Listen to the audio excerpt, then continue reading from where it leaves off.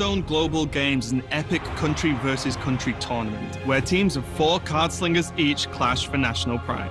But in the end, the UK always wins. Wait, everybody knows it's Germany always wins. Aren't you Polish? Is winning all that matters? It's all about fun and getting along with your teammates. That's easy when their skills are legendary. Or in this case, you have an ace player who will never let you down. So we're gonna see the same old archetypes then? No, every team needs to bring all 9 classes. So we're gonna see Hunter? I wonder. So let's recap. It's 4 regions, 48 countries, but Only one winner.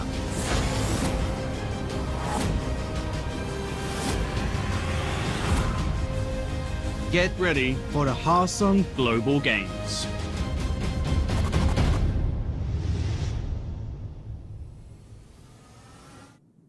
Hello everyone and welcome to the Hearthstone Global Games. We are here in week 2. I am Raven and joining me as always, my good friend I guess. Oof. That's pushing it a little bit. I don't know if we go as far as good friends, but a person that I know, TPG Raven. Thank you, thank you. So yeah, this is the Global Games. We've already had 1 week. We're in week 2 now. And you know, in case you didn't catch week 2 or you need just a reminder, we can go over how the overall tournament is going to be working. So in the first stage, stage 1, it's going to be a 10-week round robin, 8 groups of 6 teams each. There's 48 countries in total battling it out, and within their group they're going to play all of their opponents in that group once, and then the top cut will go through onto stage 2. Yep, and then stage 2, we take the top players from each of those groups and run it all back yet again in another group stage, another round robin, narrowing it down to that live finals, which will be a 16-team single elim from the creme de la creme, the 16 very best teams that have made it through the 2 group stages.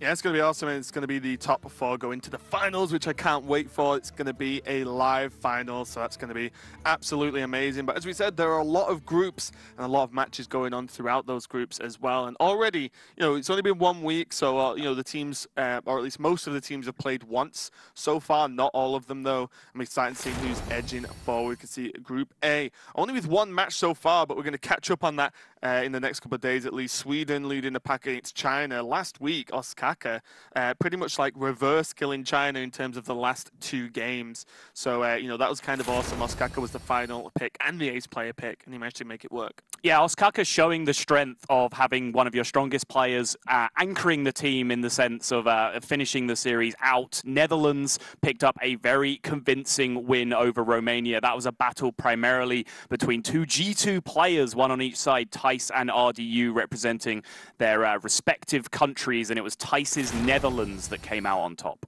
Yeah, and I'm kind of glad the UK and USA numbers weren't updated on that sheet, where we did in fact lose 0-3 versus America. So that was a fun series overall. With Russia in Group C, Russia leading the pack. They're beating out Spain. Russia, one of the pure powerhouses that, in this whole tournament, to be honest. Yeah, Russia won, probably my pick for the entire tournament. Their team altogether is just a massive collection of absolute powerhouses in the Hearthstone scene. Group D now, South Korea taking the victory over Greece. South Korea taking the victory over Greece in Group D. Very convincing performance from them. But again, lots of games to fill out here. We will be progressing through these groups as the day goes on. Yeah, and then Group E, we're going to be checking out some games today. There is Japan and Israel in there. It's going to be absolutely awesome. Italy are going to be playing as well in the next couple of days. And we saw, you know, Norway take down Finland. A bit of a, you know, a battle of close relatives there, and you know, that was a very, very close one with Norway just taking it over Finland in the end. Yeah, lots of teams in that group looking to make a name for themselves. No real huge powerhouses in that team, apart from perhaps Japan, who have a few players with a strong representative. But Group F now, and this is a clean slate for now. And Belgium and France, Denmark as well, all have some strong representatives. Got Neyman playing for Kazakhstan. Yeah, actually just not updated on there. Canada actually beat France last week. Yeah. Canada beat France 3-0, and that was a bit of a big deal actually, because you know Canada, a very strong Hearthstone country, but France is its own Hearthstone sort of mini world in itself in terms of how strong that scene is with big streamers, big tournaments over there. So that was an upset for France, I'm sure. And then Group G, we have Taiwan taking a win over Poland, but then Mexico, Singapore, Turkey, Vietnam still to play.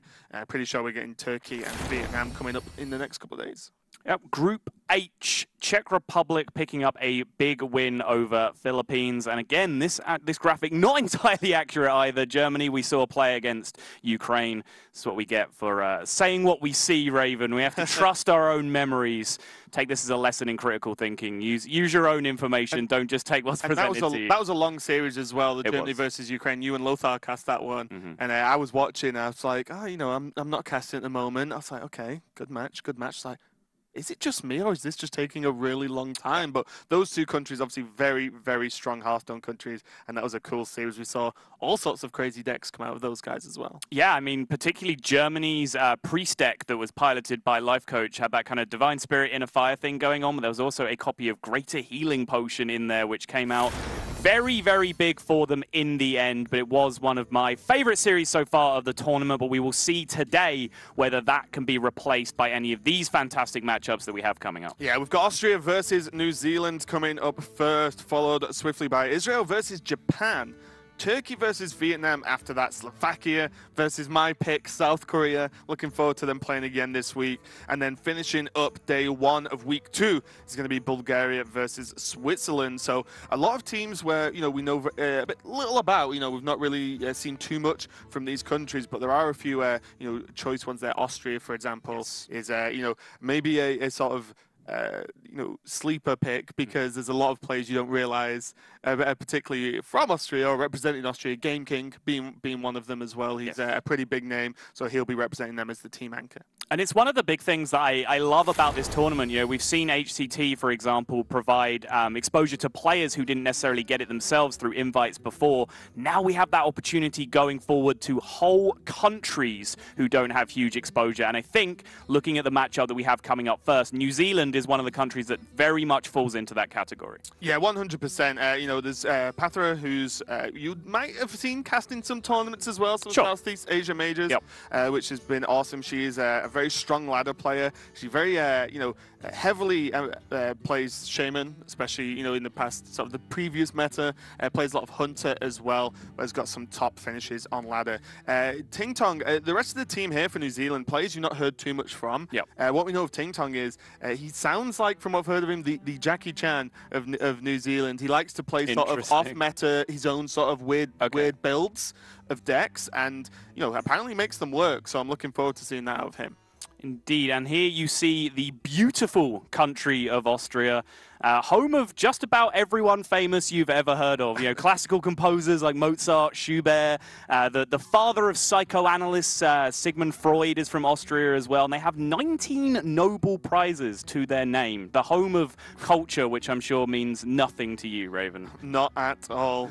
I'm from Manchester, so and then we see New Zealand as well. Absolutely amazing country. I would love to visit one day. It just looks better than anywhere else in terms of landscape. Yeah, beautiful landscapes, of course. Lord of the Rings was filmed there, primarily substituting for Middle-earth. So fantastic place to visit, but I think primarily known in Hearthstone for the unique and interesting way that they pronounce the word deck.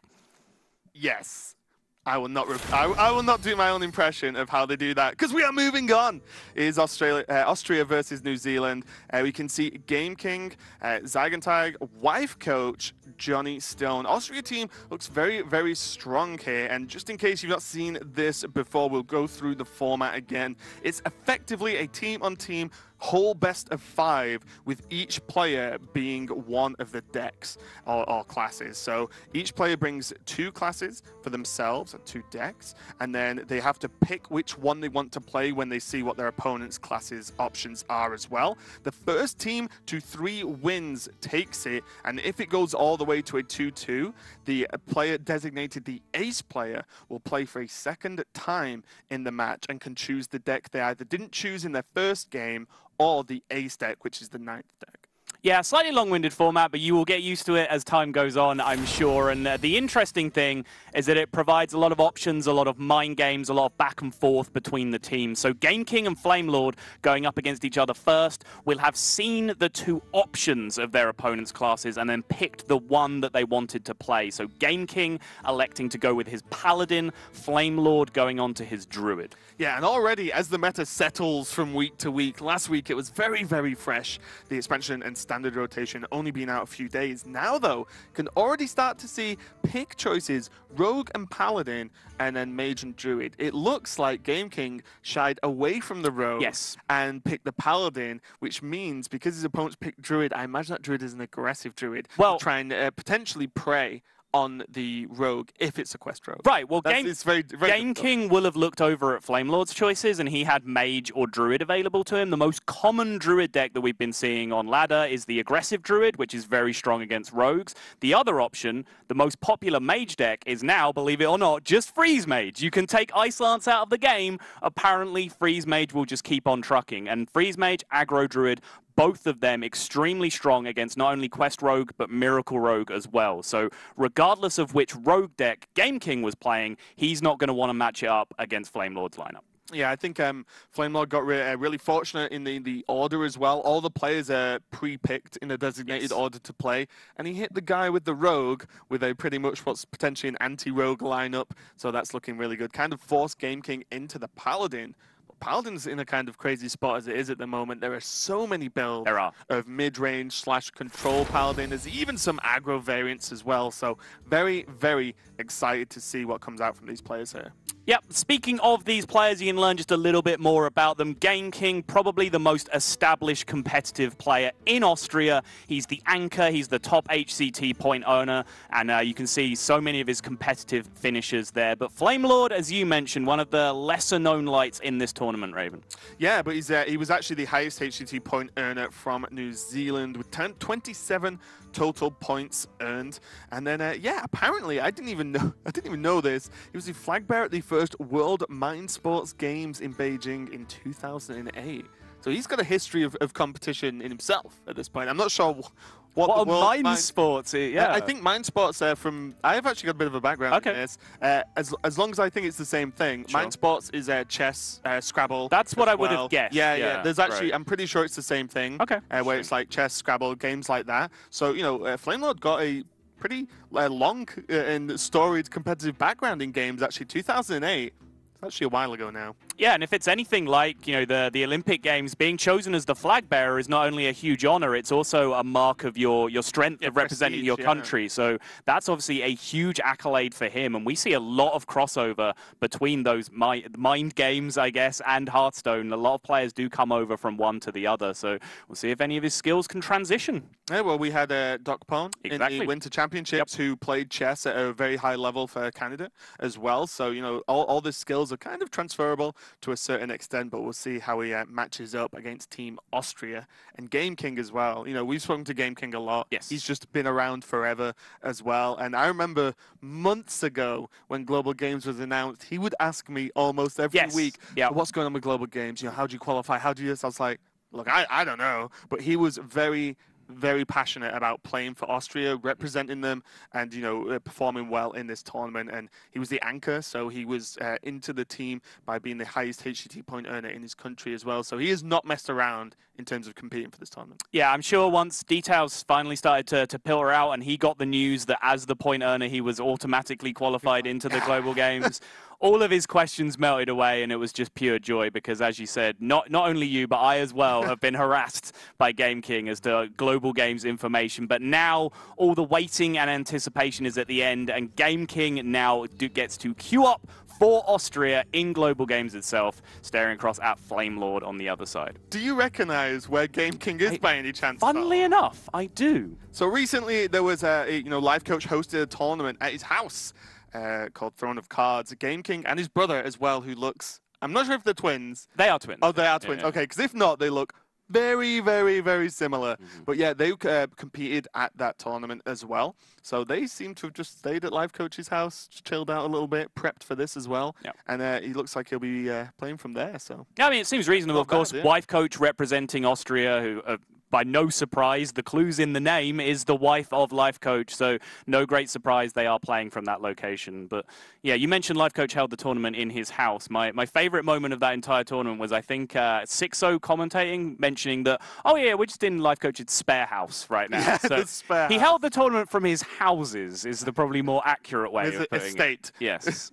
Yeah, it was a cool tournament, and one of the first, actually, if not the first, I think, from after the expansion. It was like a day or so. First significant tournament with, major players, big viewer numbers, yeah, for sure. Yeah, and also you've got to, give it a nod where, like, Game King, Wife Coach, for example, hanging out with that many top-level pro players, discussing the new meta and how to, move forward from that, has got to be just an advantage at this point, maybe even just unarguable advantage. Yeah, I mean, a lot of the German and Austrian teams got to get together at that point and really lab it out in person as to what decks they wanted to bring. I know Life Coach, during his commentary in that tournament, said that they felt they were already very comfortable with their week one lineup. Maybe a tech card or two would change, but they were happy with the decks that they were bringing. That level of security just came from the fact they had all those players in one place, labbing together and being the hive mind of Hearthstone.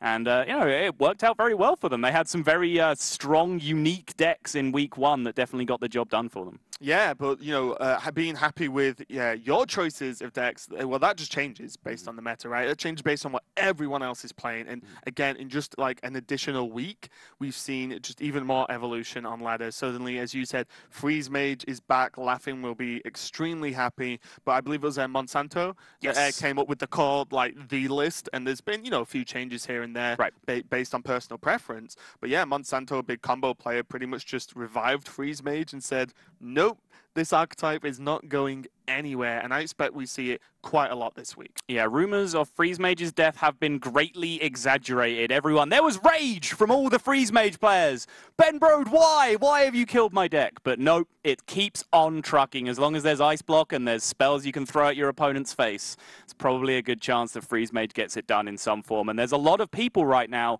who even think that it is just the best ladder deck at the moment. So expecting to see a great deal of Freeze Mage as this tournament progresses for at least the next couple of weeks. Yeah, and also I think it might even be stronger in this format because if it was a 1v1 tournament, you can expect a lot of opponents to bring Freeze Mage, right? So I've seen Eater of Secrets on ladder, Hunter playing Flare to try and just beat them out, but you might bring decks and tech for it and then just not hit the opponent who brings the mage, right? So to actually tech against Freeze Mage is very difficult. I think you almost have to ignore it in this format to a certain extent. And I think that's a big point about designing your class makeup as well. When you decide which two classes you're putting together for your strategy, you don't, for example, want to put Freeze Mage together with another deck that's going to play Secrets. So Hunter, for example, or with Paladin, even if you're playing the new Hydrologist, because suddenly then Secret techs can blow out your decks. Same things with, say, if you're saying Pirate Warrior, don't pair it with Rogue, because a lot of the tech cards that aim at Pirate Warrior, they actually catch Rogue in the crossfire. The Galacta Crawlers, the Weapon Destruction, all that kind of stuff. So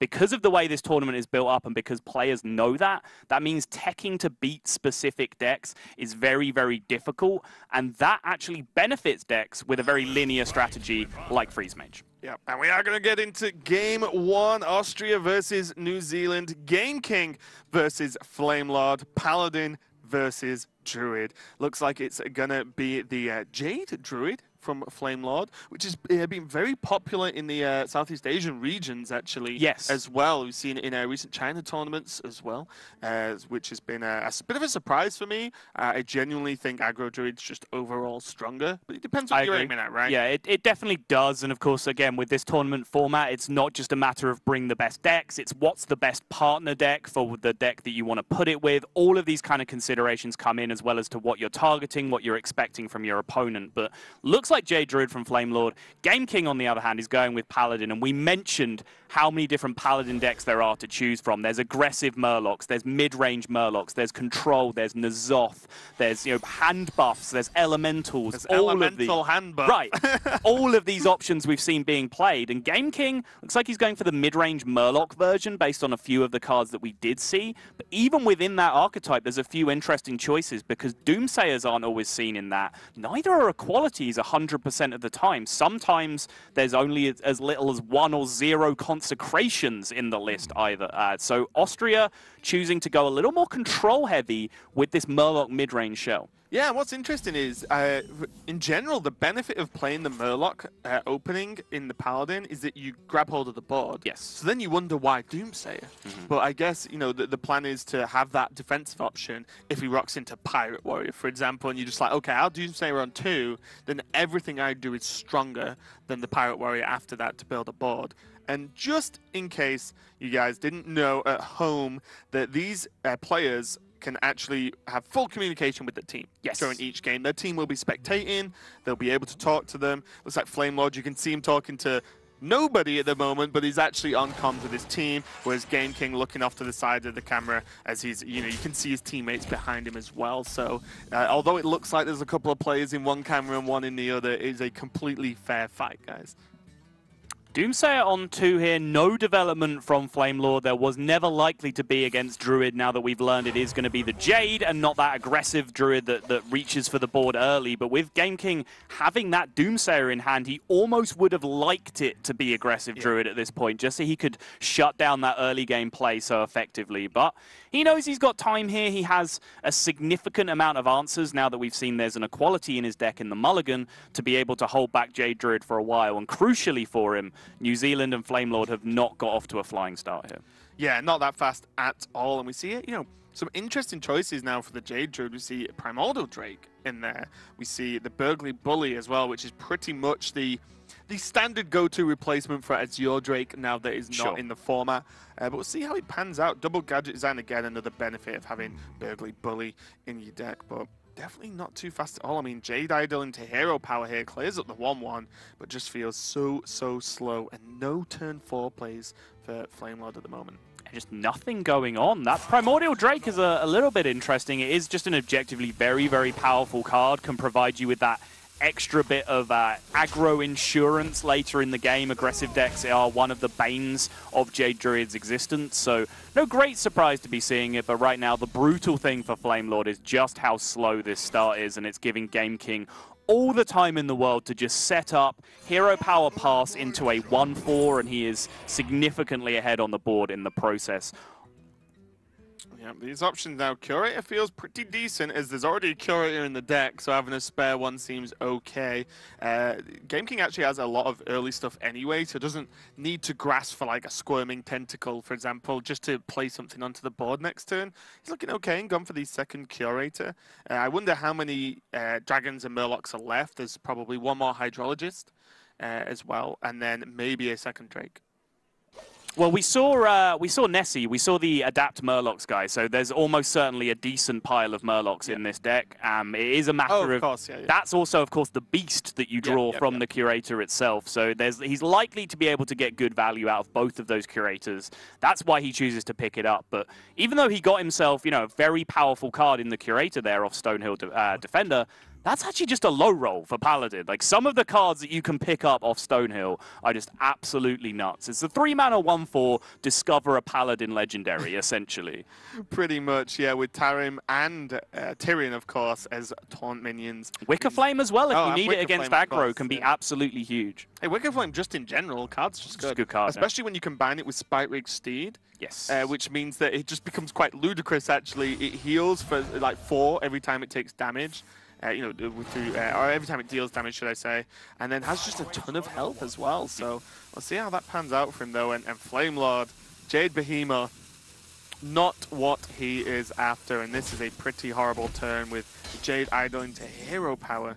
Means that even next turn, Burglary Bully is still quite slow. 37 mana's worth of cards in hand on turn 5, not ideal for the Druid. I think it's important to point out here that Austria now know the archetype they're up against. They would have seen this very slow start and perhaps even been suspicious of the fact that it was the Frozen style heavy ramp Druid, but now they've seen that Jade card come out, they know exactly what's up in this situation. And speaking of another surprisingly good card, we talked about Stonehill Defender last turn, but Hydrologist itself has really surprised me as just to how core it is to these mid-range and control Paladin decks. Yeah, absolutely amazing. And I've been playing a load of Paladin recently, and I love the Getaway Kodo pick because at the face of it, if the Stonehill Defender dies, it returns to hand to guess what? probably discover a Paladin Legendary, Yes. which is going to be pretty awesome. Even if the Hydrologist gets killed first.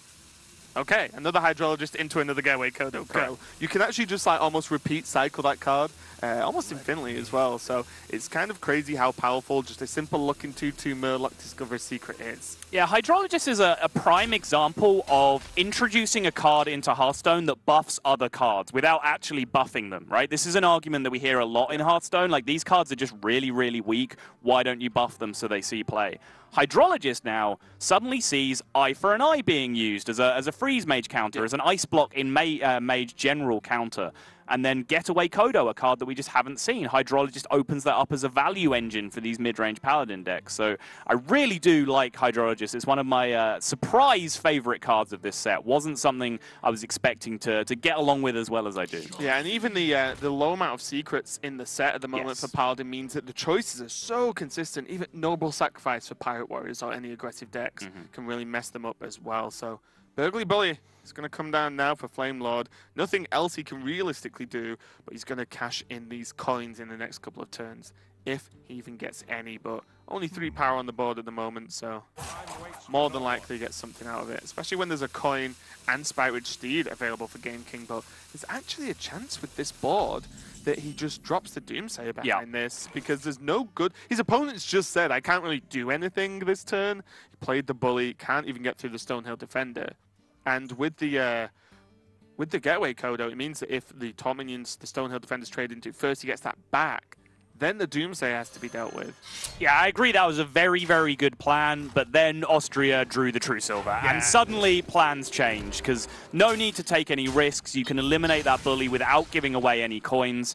Game King and Austria, of course, don't know how important those coins would be because of the double Auctioneer that's in hand. They do know that Flame Lord in New Zealand haven't ramped yet.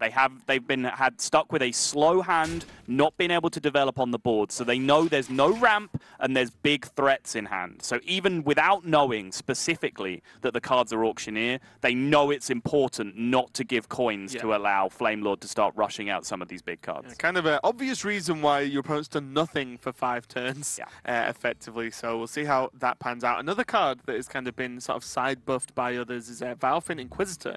If it's in the deck as well. Because of this Mega Saw, then suddenly your hero power becoming Murlocs, and then adapting them all, which are just tokens, is actually very, very strong, and can make this deck sometimes win in an aggro way. More than anything, you know, you can fill the board early with Murlocs if you Valfin on 1, and then just Mega Saw on 4, and suddenly you've got +3 attack on all your Murlocs. Gets kind of crazy with the addition of, say, a War Leader or something. Yeah, I would expect any Megasaur deck to be including Valfin Inquisitor for that exact reason. It's just almost guaranteed value from your Megasaur at some point in the game, whereas, you know, other Murlocs can be cleared away before you get a chance to adapt them. The hero power is just always there that you can at least get 1 or 2 procs out of at some point in the game. I say that, though, but Game King's list here is a little bit strange with the Doomsayers and the equalities going on as well. So it could be that because the Doomsayers are in there, he doesn't want any of those early game cards to really get himself on the board and then just make his Doomsayer a weak card. So we will just wait and see, of course. One of the unique twists of this tournament, I think we've got very used to revealed deck lists in the past of us knowing what the players are playing, and more importantly, the opposition knowing what the players are playing, knowing 30 cards for 30 cards, what they have to play around, which tech cards am I scared of, how much damage can they possibly do from hand. That is all a mystery in this tournament to the players, to you guys at home, and to us as well. Yeah, definitely adds a fun element of we get to discover this with you guys. Yes. As we look at what these players have brought, especially because when you start crossing over regions as well, there are, you know, certain regions do prefer certain cards and certain builds and certain archetypes. So it's really cool to see how they interact across the world at this point. As the Ancient of War gets dropped down to for Flame Lord and Team New Zealand here, pretty much just dropping down what he can when he can at this point. Yeah, I mean, he's entering now the period of the game where he can really start to go toe-to-toe with this Paladin. Paladin, mid-range and control Paladins, a ton of value in whatever form is in the deck. Here we see some of them playing Vine Cleaver, which is an enormous value engine, especially when paired with a Sunkeeper Tarim to make them all 3/3s afterwards. Stonehill Defender in itself is just a phenomenal value card, just in terms of generating huge threats, which you can then pull back to your hand with the Getaway Kodos, exactly as we've been talking about. So it is one of the kings of value, is mid-range or control paladin in the new format, but trying to go value for value, card for card, stat for stat with Jade Druid, that doesn't work out for too many decks too often. Yeah, and even if there's some early aggression trying to pressure the life, we've seen a lot of the Druid decks playing scales, which on a high attack Jade, suddenly they just gain like 12, 13 armor instantly, and that's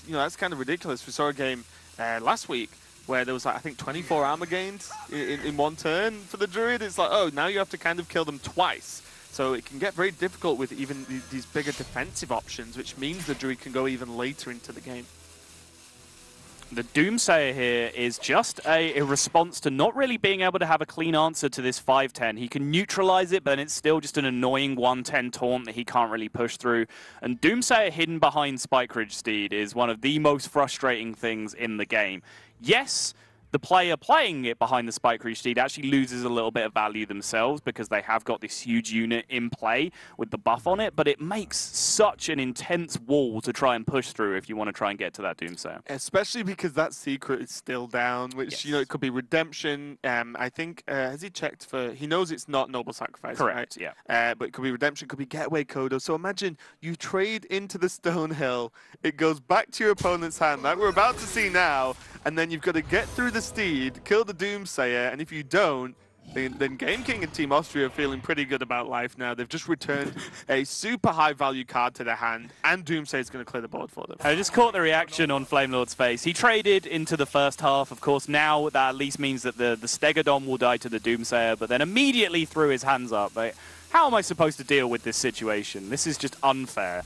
And he is just going to have to pass away the turn. Free turn of tempo back to Austria here, but they don't have one of the big ever-present 8-drops, one of the universally strong 8-drops to play down. They do have a Primordial Drake, but Rag Lightlord or Tyrion, of course, would have been greatly preferred in this situation. Yeah, there is the Inquisitor, though. Yeah, it would have... If you're going to drop Murlocs from a list, I would never drop Inquisitor. No, I completely because, agree. Yeah. Having your hero power generate something that can be mass adapted is like insane. Actually insane. So no true surprise, but probably dropping a few of the other Murlocs to make some room. We're going to see Curator number 1 come down. I believe that was the original Curator, right?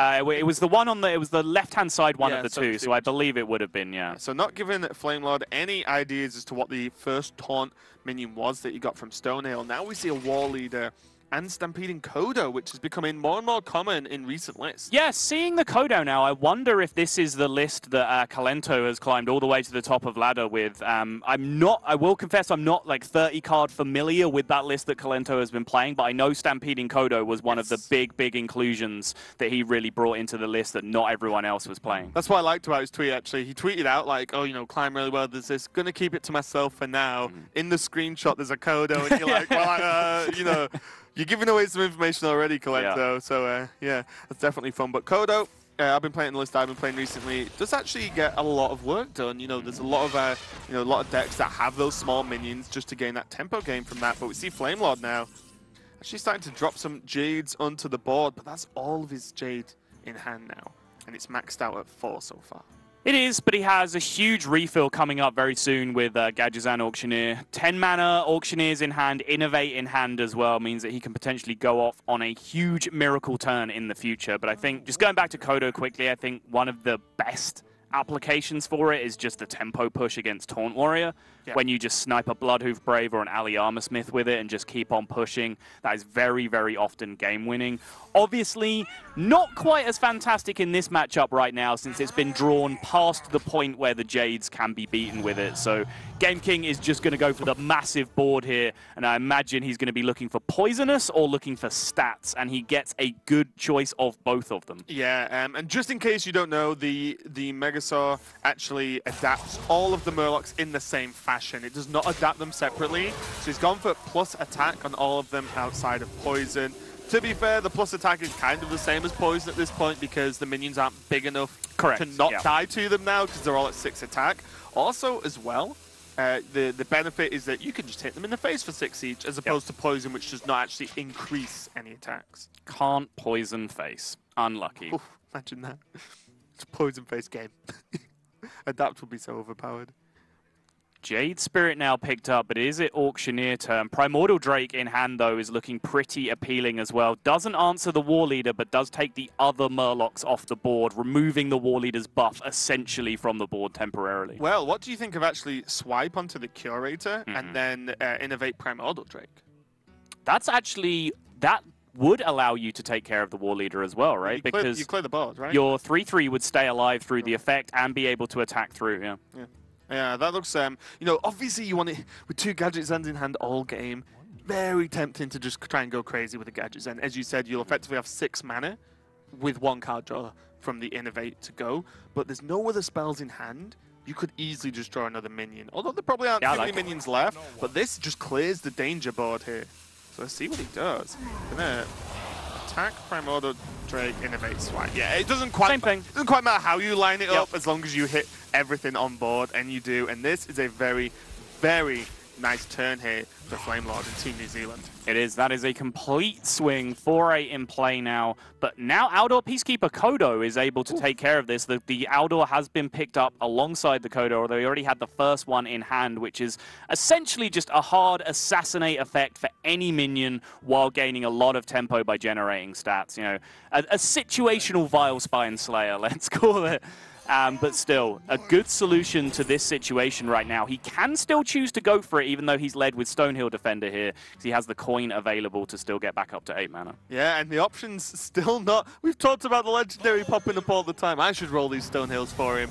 I'm pretty good at it, but yeah, still not getting a Paladin Legendary as an option, but picked up another Primordial Drake. Very strong minion, but as you said, with the coin, this is a nice sort of flipping the board round yet again. Very, very back and forth, this game. It is. And this is, I think, just a trademark of the new meta, really. There's a couple of decks. Obviously, Pirate Warrior is still around that can snowball you, and Quest Rogue can just blow you out of the game if they draw a couple of Shadow Steps. But apart from that, the meta is filled with these kind of mid-rangey back-and-forth battles where players are fighting for board control, which is refreshing to see after the kind of snowbally metagames that we've had. But, of course, there is still plenty of time left for the smart minds of Hearthstone to find the most effective snowball decks in the game. Yeah, I have no doubt it'll happen at some point, so let's enjoy it while it lasts. But I do agree, it feels like every class has a way to, like, battle for the board in some way, and it's fairly even. Forbidden Healing being drawn for Austria here. Good card in general, even if just used on some of your bigger taunt minions. It can be nice just to create, you know, an even bigger wall. Tarim, for example, is quite nice. So you can like Tarim trade and then just buff it up again. It's got so much health. It's normally pretty strong. And is that a Curator number 3? Yes. Yes, it is. You can see from Flamelord's reaction that he is not pleased with the amount of value that's being generated here. Second Gentle Megasaur has been picked up alongside second Vilefin Inquisitor, which is actually not a dead card in this kind of situation because it will refresh your hero power. So you can go hero power, Inquisitor, hero power again, then you have a big old pile of Murlocs on the board that you can adapt with your Megasaur. Yeah, and also it's a Murloc itself. Even if you couldn't do that, you know, having that, there's still probably another War Leader in the deck. We can see the Megasaur in hand. It's just another Murloc that's got a good chunk of health. So, yeah, definitely not dead. It's very nice to have a 1-drop that can do something late game. So still looking at pretty good for Game King. And Flamelord's probably still just discussing with his team the fact that not only did Game King break the legendary rules of only having 1 legendary of a copy of 1 in the deck, he now has 3. So he's just broke the average Hearthstone rules in general. That's only the second one, I think, right? He discovered one again. Right? Didn't he take Primordial Drake from the third one? Yeah, sorry. Yeah, I take it back. He took the Drake. He still has another Stonehill, though. So he could get a 3rd cure. There's still a chance.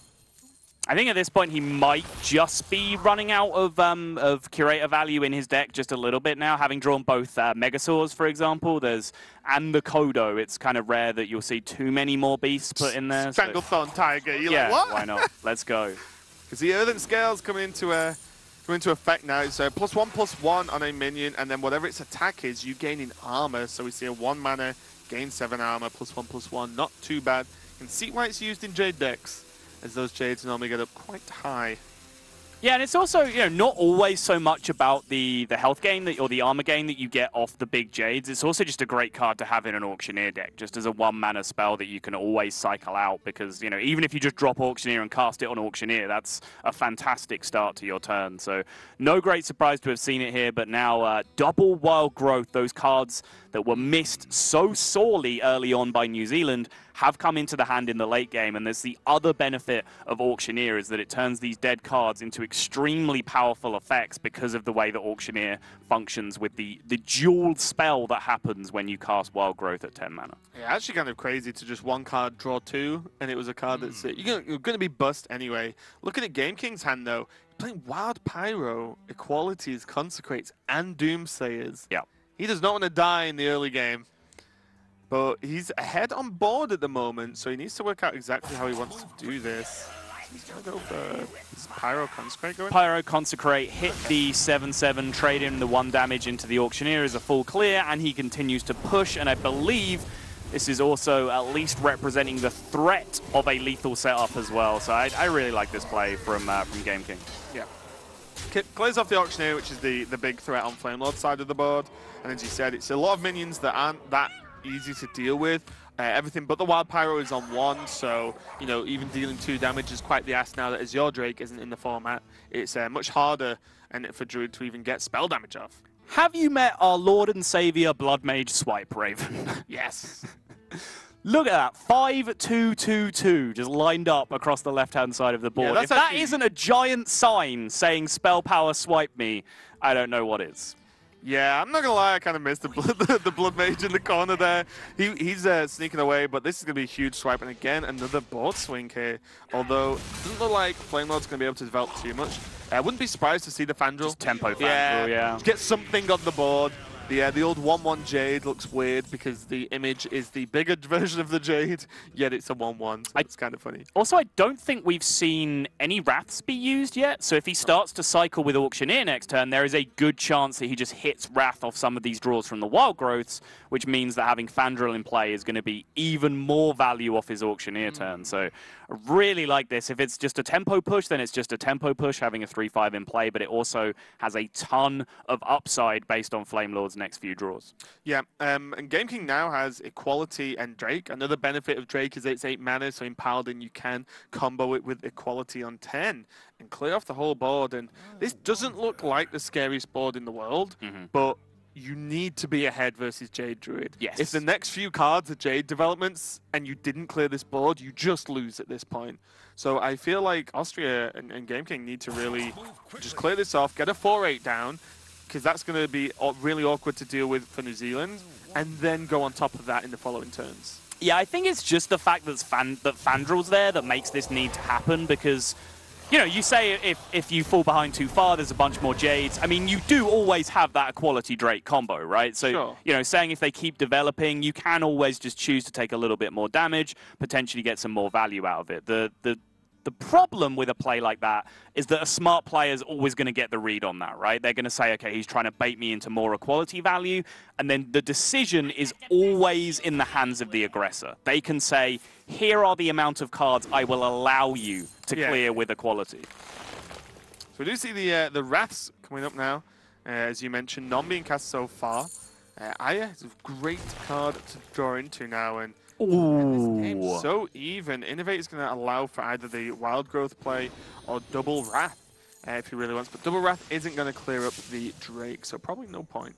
Yeah, and this was the threat of the Fandral living, right? Yeah, because it now double Wrath would have drawn 4 more cards and cleared that Drake on board if the Fandral had survived. But now Flamelord has a slightly more tricky proposition ahead of him. Yeah, do you like the Earthen Scales on the Gadget Zen to force a question of 1 extra damage from Game King? I think the Wild Growth definitely happens. I think this is definitely the lead. Sure. But from here it is, I think Earthen Scales to protect is definitely useful. Jade Idol, the perfect pickup to go with it as well. Can he squeeze and it in? now the infinite Jade train has started. He will take 1 fatigue, but he's going to refill his deck with 3 more cards here. And he didn't. Interesting. He either deliberately chose not to use the Earthen Scales to try and get more armor value out of it later, or he just ran out of time on the rope and didn't get to cast it. I mean, yeah, that's the difference, right? So he could have tried to make his gadgets unsafe, which is fine because you have the infinite Jades now in the deck, so you're not going to fatigue.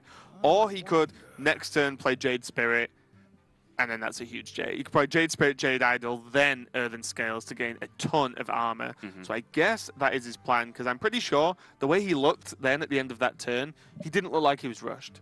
He actually looked just pretty reasonable and pretty happy about it. So I'm sure from you he will take that as a compliment, Raven. there you go. Flame Lord, you look pretty reasonable to Raven. Not everyone gets that kind of compliment, so I don't. I've never heard that. I told you that when you got your haircut. That's fair. And how true you are. There you go. So +3 attack going on the singular Silverhand Murloc there. Tarim is going to be a big pickup if Game King's going to have any hope as progressing from here. I like this, just loading up the board, just representing the threat of lethal. He knows he needs to end this game now. Austria as a whole, the whole team will recognize that they are behind significantly in terms of late game value now from this position, so they need to make the lethal push. They need to make New Zealand operate more slowly by clearing threats off of Austria's board rather than just dumping all of their mana on developing Jades each turn. So just a tempo Pyromancer just to set up the threat of lethal yet again. But Flamelord still has 1 or 2 answers up his sleeve here. Ton of armor to gain, Wraths available. But the question is, do you disrespect this and just start going for big Jades anyway and then just jam Earthen Scales on there? Maybe. Looks like it's going to be starting off with a Wrath. But yeah, you know, you mentioned there, like, the Pyro as well. There's what values are you going to get from Pyro in this game now? Like, it's probably a long gone at this point. And again, we see the Jades getting drawn into now. You can just, again, refill the deck with another 3. So this is effectively going infinite with these Jades. Going to stack it up. Looks like he's going to go for the Earthen Scales for the additional 9 health here. He is just going to give it away, yeah. And you know, the threat of the Pyro, of course, it wasn't a threat with small spells, but it is the activator on the board for equality, which I think would have been the fear. The other thing that Austria were trying to do last turn is just get as many individual bodies in play as possible, because if you have at least parity in terms of number of bodies in play, then Tarim is always just a full clear. Yep. You just match up 3/3s versus 3/3s and go from there.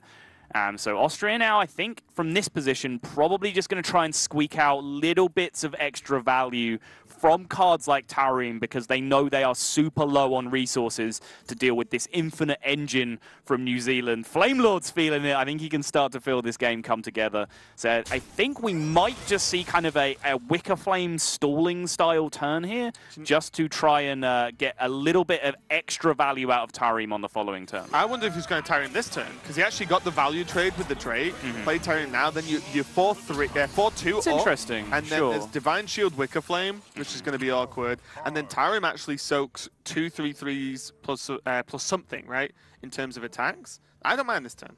My only fear with this is, what's your plan with the Jades that are coming up now? You know, in my mind, I wanted that Tarim to deal with 1 or 2 more Jade cards and try and get myself there. Of course, you're never going to exhaust your opponent of Jades, because they're now at this point where the engine is infinite. They have no cards left. They're just shuffling Jade Idols over and over again.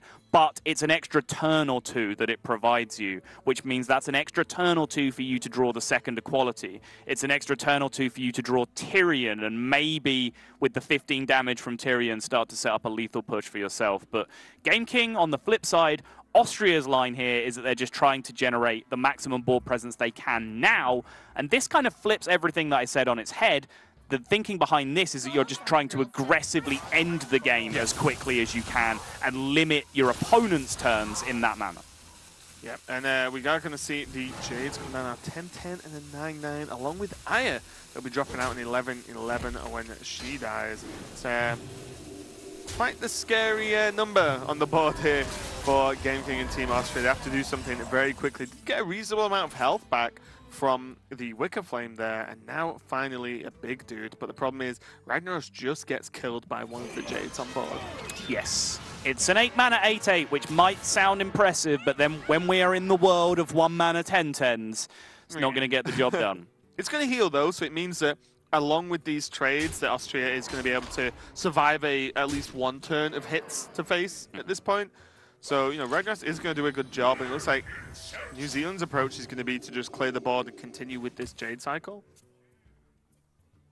It's awkward, though, because the way the draws eventually work out is that you're only ever drawing one Jade Idol a turn. Yes. Which is actually really slow. Especially if your opponent can deal with, like, say, this wave of Jades. And then suddenly, like, well, yeah, I play one dude. Yeah, it's 11-11 or 12-12. But there's one of them, not 4 to 5 minions on the board like there is on the Paladin side. It goes back to the question of trying to get the Auctioneer to stick, right? When he could have tried to get the Auctioneer up to a 5-5, because when you're at this point of the game and you still have an Auctioneer available, that just changes all the rules. Then you can basically do anything that you want. But as you mentioned, New Zealand just a little bit slow on their progression right now. Still have a little bit of resiliency with that Feral Rage to gain some more armor here. And it looks like just going to trade through, push as much as they can, take care of the Light Lord. 5 damage to face here is going to set up lethal on board, but there are trades available. So it looks like there might just be 1 or 2 games left, 1 or 2 turns, sorry, left in this game just yet. Yeah, I think what's going to be interesting here, though, is I believe there's still an equality in the deck. Yes, I think so. So that Drake is just going to, well, maybe not now because of Consecrate, but normally would have to be held back for equality. Maybe you do just hold it back. Oh, you can, right? He'll die.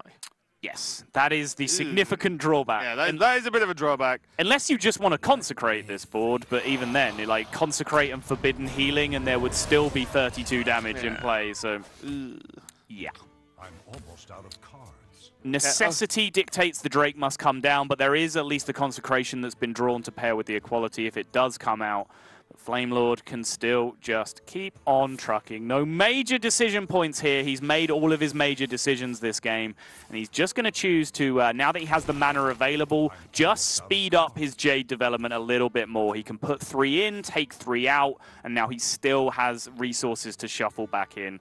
Yes, guys, we know you don't like Jade Druid. It annoys you. This is the point where New Zealand actually just play the 3 Jade Idols as minions and then go, oh, no.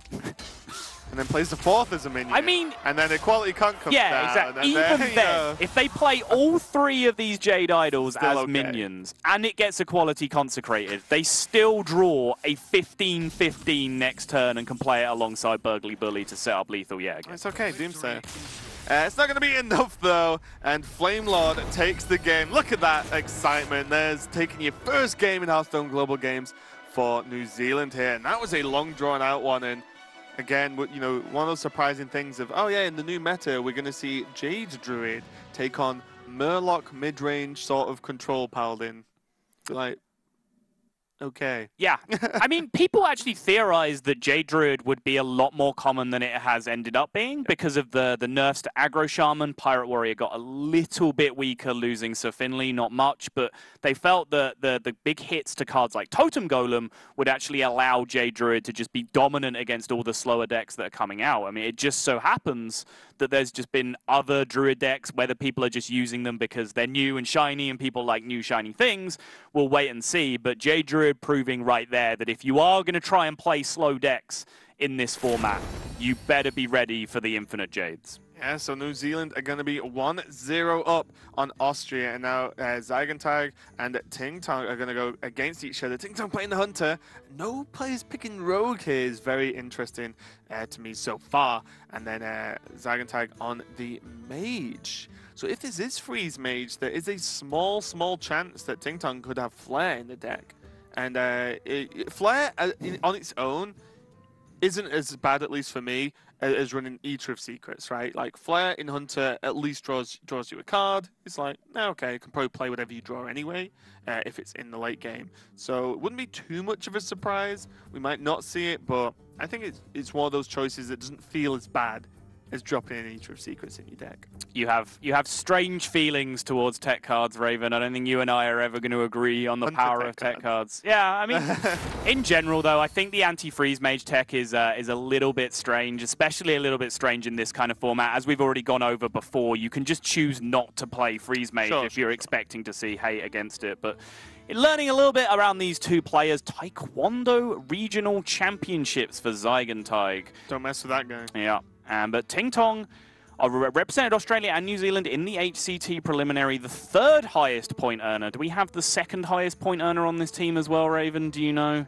I would hope so. I don't think it's actually worked out that way for too many countries where we've actually seen like the top 1, 2, 3, 4 of the HCT point earners, perhaps the top 4 competitive players in a country. Because remember, this tournament, 1 player qualified by right through their HCT standing. The other 3 players were put up to community vote. So what we're seeing in this tournament is actually a good mix between competitive pro players and then content creators, YouTubers, streamers, popular community figures in their individual countries. And seeing those players, mix against each other, especially with the support of other extremely good players on their team, is fascinating to me. But it looks like New Zealand has just ended up with perhaps their strongest competitive lineup of players. Yeah, and as well, the communication for these teams is really interesting for me as we move on throughout the tournament. As it's all good and well saying, well, 4 people playing at the same time must be amazing.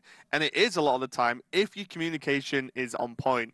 If it isn't, we've seen team tournaments and in HGG so far, ropes start burning. You get to the last second, you've still got 2 people telling you what to do and you're trying to actually do it or decide what is the best option. So if people can't agree, it could actually lead to some problems. And to be honest, if you actually just whiff hard on a turn, you could just lose the game there and then. Yeah, and we've seen players rope out. We've seen quests get burned. We've seen 12 damage get missed because they've missed an attack. Something like all kinds of madness. And obviously these players, all of them, even the ones that you haven't heard of for the countries that aren't huge competitive powerhouses, all of them are above the level of making that kind of mistake in everyday play. It's just the combination of the pressure and the combination of, too many cooks spoil the broth, where you've got 3 or 4 voices going in your head, and sometimes you just want to tell them to shut up and let you play Hearthstone. You just hit mute on whatever voice communication you work out. It's like, oh, sorry, couldn't hear you. And then you just focus and play the game. But yeah, I'm excited to see Hunter next.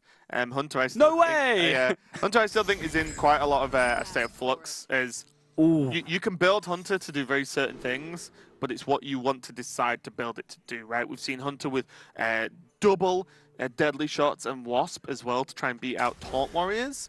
But, this is a bit more fluid, as you can't really tech a deck too hard, as we've mentioned before, because you just might not come up against it. Yeah, but I think I like Ting Tong already. Stranglethorn Tiger, the more I think about it, might just be my favorite card in Hearthstone. There's just something about it. It just gets people. And him choosing to play Tiger in that 5-drop slot is actually still a little surprising to me in the new meta, because there's so many strong options now. You have Tundra Rhinos, which people are being played, which have got better because of the addition of more early drops. Crackling Razormaw as well can give you benefit from being able to charge your beasts. And the fact that Scavenging Hyena is being played because of all the 1-drops now means that Tundra Rhino has got more effective as well. And then on top of that, Bittertide Hydra is a card that can come into that 5-mana slot as well. So Rock. Nesting Rock as well, yeah, great point. Suddenly, that 5-mana slot that was always kind of just a weird turn for Hunter, it was always awkward. Yeah. Sometimes there's just a ton of different options, but New Zealand and Ting Tong have just gone, hey, you know what? We're just playing Tiger, and Raven, for the first time ever, you're going to hear these words. You are a genius. There is a flair in Ting Tong's Hunter deck. So something, again, the New Zealand players are relatively, unknown in terms of the world Hearthstone scene, but Ting Tong is known for bringing, weird stuff, like I said at the start. He likes to do his own things with his decks quite a lot, and again, a player like him bringing flair doesn't surprise me too much. But again, he's hit the right matchup here. I mean, Zagentag is playing the Freeze Mage list. By the looks of it, I'm pretty sure Nova, Glyphs. We saw Alex Straza earlier in the Mulligan. Yeah. Pretty sure this is Freeze Mage. No, cute cat. And here, as I quickly move on from the most traumatic experience of my HGG casting experience so far, this is where the mind games of the format really came into play, because let's look at the options that were available for these two players. Zegan had Shaman and Mage up against Ting Ting's Hunter or Rogue. Both players select one. So Zegan is kind of stuck in this, Zygenteig, sorry, is stuck in this weird 50-50 spot where he wants to pick the Freeze Mage because it's one of the best counters to Quest Rogue. Yeah. So if Quest Rogue were to come out, he really wants to have that Freeze Mage queued up. But obviously, you'd be asking this question, well, why would you pick Freeze Mage when your opponent can possibly be playing Hunter? It's a bad matchup for you anyway. Yeah. And if they just have Flare in there, you're going to get blown out. But that's the spot that Austria were in, that they had to take this risk because their other deck, Shaman, if it's going to be one of those elemental Shamans, way too slow to compete with Quest Rogue. Quest Rogue is just going to blow it out. And also as well, just the sheer power of Freeze Mage, right? We were talking earlier, a lot of pros are just saying Freeze Mage is the best deck at the moment, and that's something you can't really ignore either. You know, like, you could say, I've got two choices, there are pros and cons to both, but Freeze Mage is just sick. So I'm probably just going to go for that one. So yeah, you know, so far I've not seen anything too crazy, apart from Cute Cat getting murdered by the arcane missiles. But yeah, you know, Grandmother's going to be really nice as well to drop on a Freeze Mage board. The same rules kind of apply to Freeze Mage today as they did a few months ago. You know, any death rattles for the Hunter are going to be really good. The consistent damage from the hero power is fantastic. Kill commands combined with Flare probably going to finish up the game. I enjoyed that little exchange. I think it sums up the fundamental difference between you and I, Raven. I was sat there thinking about all these 50-50s and ways they're going to line up and this difficult spot that you're stuck in, but you just have to pick the Freeze Mage. Red's like, nah, Freeze Mage is just sick. Just pick that. Yeah, it's a good deck. Yeah. But what's also pretty sick is when you have the ability to roll Huffer. I feel like Ting Tong is a guy after my own heart here. Playing Hunter, playing Flare, rolling Huffer. What more do you want in a guy? Well, New Zealand don't want much more right now. This is pushing them out to a potential 2-0 lead very quickly. It's worth noting as well that this matchup can actually get there for the Freeze Mage in some situations these days because you have the extra minion presence now with the Arcanologist and the card whose name I always forget, the 2-3 deal damage when you have a secret guy. Medivh's Valet. Valet, yeah. Now you have those extra minions, you can actually fight for early board tempo a lot more effectively and not just get snowballed out of the game by Hunter. Zygenteig didn't have that. He had a handful of secrets and primordial glyphs, and on top of that, if he thought he had any real chance, there is just the Flare sat waiting to crush all of his hopes and dreams. Yeah, and I like out of the options here, I actually just like plus attack. Your board might get frozen, so just take the attack, take the damage now. I mean, when you have Flare in your hand, the game plan is very linear. It's get your opponent within 2 life, and then it does not matter whether your face is frozen, whether the board is frozen, whether they clear your board. You Flare, you press your hero power, the game ends. Yeah, and just, exactly. You just want to get that damage in, right? Yep. So just take the damage. The health doesn't matter if your board's frozen. The 1-1, okay, it's 1 damage, but it doesn't matter when the board's frozen. So he's going to go for the attack. I like it. The only thing as well that you half mentioned about the way the mage can win, sometimes Primordial Glyph just does silly things. Yes. You know, and you can actually pull out options you don't normally have. Even like a Flame Strike later on to just wipe the Hunter board and then, you know, finish the game from there. But all those options aren't available so far. Ice Barrier, Ice Block, still available in hand for Austria, but is it going to be enough? And you saw the exact situation we were just talking about, right down to the absolute last millimeter of the rope. Ting Tong was able to coin out that Firefly, but it could have gone all wrong, and I'm sure there was all that discussion about which adapt to pick. 4 different players were having their input on every different option. Then suddenly it's, oh no, we have another decision to make this turn. Do I coin the Firefly or not? And again, all 4 players want to have their input. It can really drag out these games to the extent of the rope, and you almost just saw New Zealand getting punished by it. Yeah, just dropping the coin for nothing, especially in Hunter, where eking out every single point of value is very, very important indeed. It would have been a potential nightmare. Frost Nova into Doomsayer is going to try and clear up this board. Deadly Shot is a 50-50 on... Oh. Okay, you can't squeeze it in. I mean, let's just go. Come on, the game's over. Bow face, hero power face. I mean, how is he really going to stop all this happening? Well, what's going to be interesting is if next turn Ice Block and Barrier get played, then Ting Tong will know it's Barrier. Yes. And won't want it procced, right? Yes, correct. So does he Flare then? And then have to get round, because we can see the second Ice Block is available as well. So it's kind of one of those funky decisions. He could just keep pressing hero power until it gets to 2, then Flare kill him, as you said, and never proc the Ice Barrier. Yep. Or he could Flare it away. But with the decision, depending on how this goes, if you don't bother about the Doomsayer, then I think you just keep pressing hero power. Well, let's look at it in real terms. If you both face hero power face, you put him to 9. If he then plays barrier block, that is 5 turns before your hero power just kills him without proccing the barrier.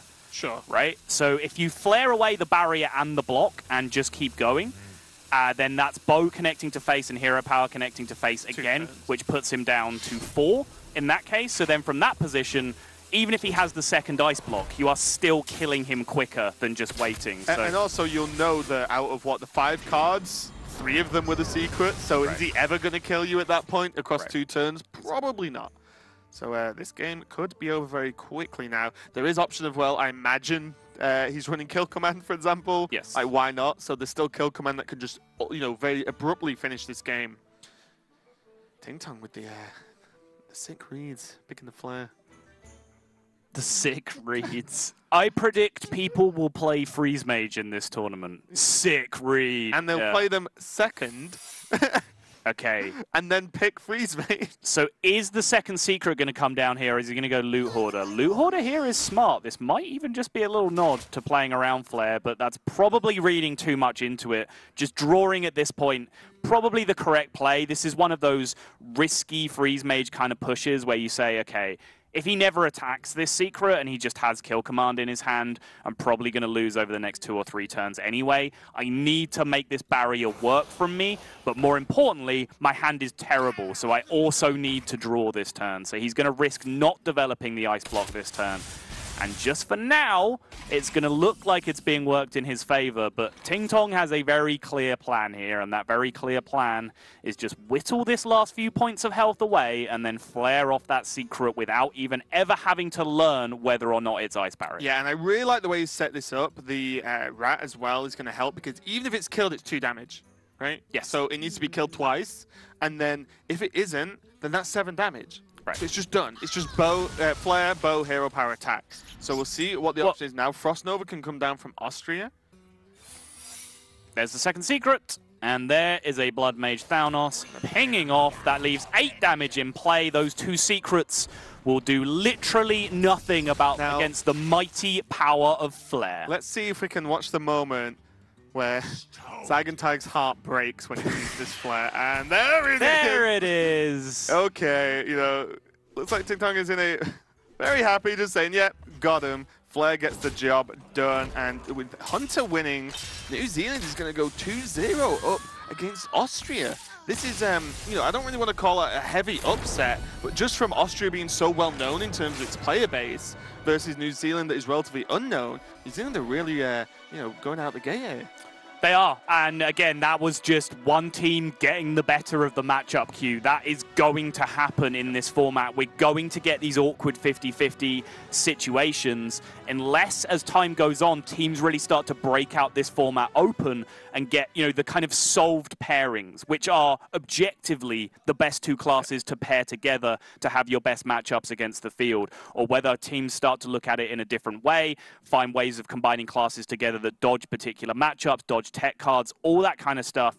This format has a lot of room for experiment in it, and I'm sure we will see players getting better and better and more accomplished with it as time goes on. But in that matchup right there, that was just unlucky. That was just Hunter hitting Freeze Mage. Lucky for New Zealand, unlucky for Austria. New Zealand now are on the hill of a huge win, and as you mentioned, probably just a big upset, and it's Pathra who's got the opportunity to do the honors. Yeah, you know, all the pressures are going to be on her, and all the pressure is going to be on Wife Coach, which is going to be her opponent as well. So, you know, if Wife Coach loses, you know, Austria lose 3-0, and so that's going to be pretty rough. Pathra's got the chance to actually finish up this series overall, and I do believe if I was a, you know, if I was going to go for what decks these are, both warriors, I'm going to go for double control warrior here. I'm pretty sure Pathra's been playing a lot of Quest Warrior in the past few days. I'm almost certain it's going to be Quest Warrior. Wife Coach, maybe not quite 100% on. See, I would be the other way around in that situation. I don't know a lot about Pathra's preferences in terms of deck choices. I knew that she liked Hunter a lot. That's the one thing that I've seen her playing a whole bunch.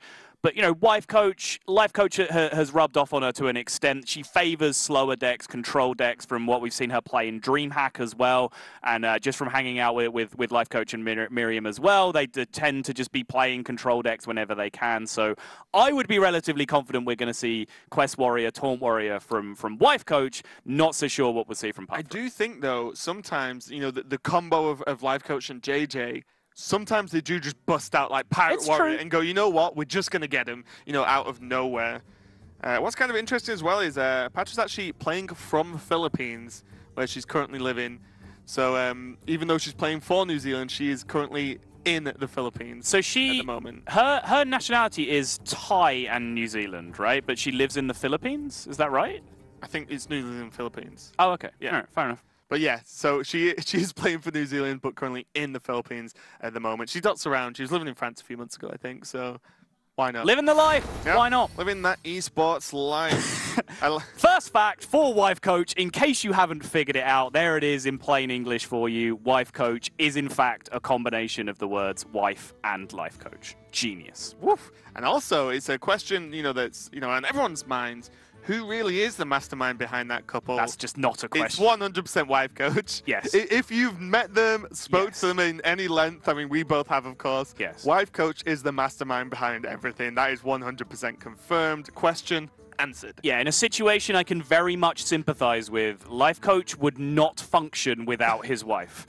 And Pathra's side, though, 4 top 200 legend finishes, 26 HCT points throughout the year, and of course a decent-sized following on Twitch as well. Very, very regular streamer, and you may have seen her casting 1 or 2 tournaments as well. Not just in SEA, she has had some exposure in terms of casting to Western audiences and Western tournaments as well. Yeah, and the thing I think that stands out the most about Patra when she chooses to climb and play, you know, like seriously on ladder, so to speak, is she will just play the strongest decks. If, like, back when Face Shaman was the strongest, she just played Face Shaman. Right. When Hunter was really strong, she just played Hunter.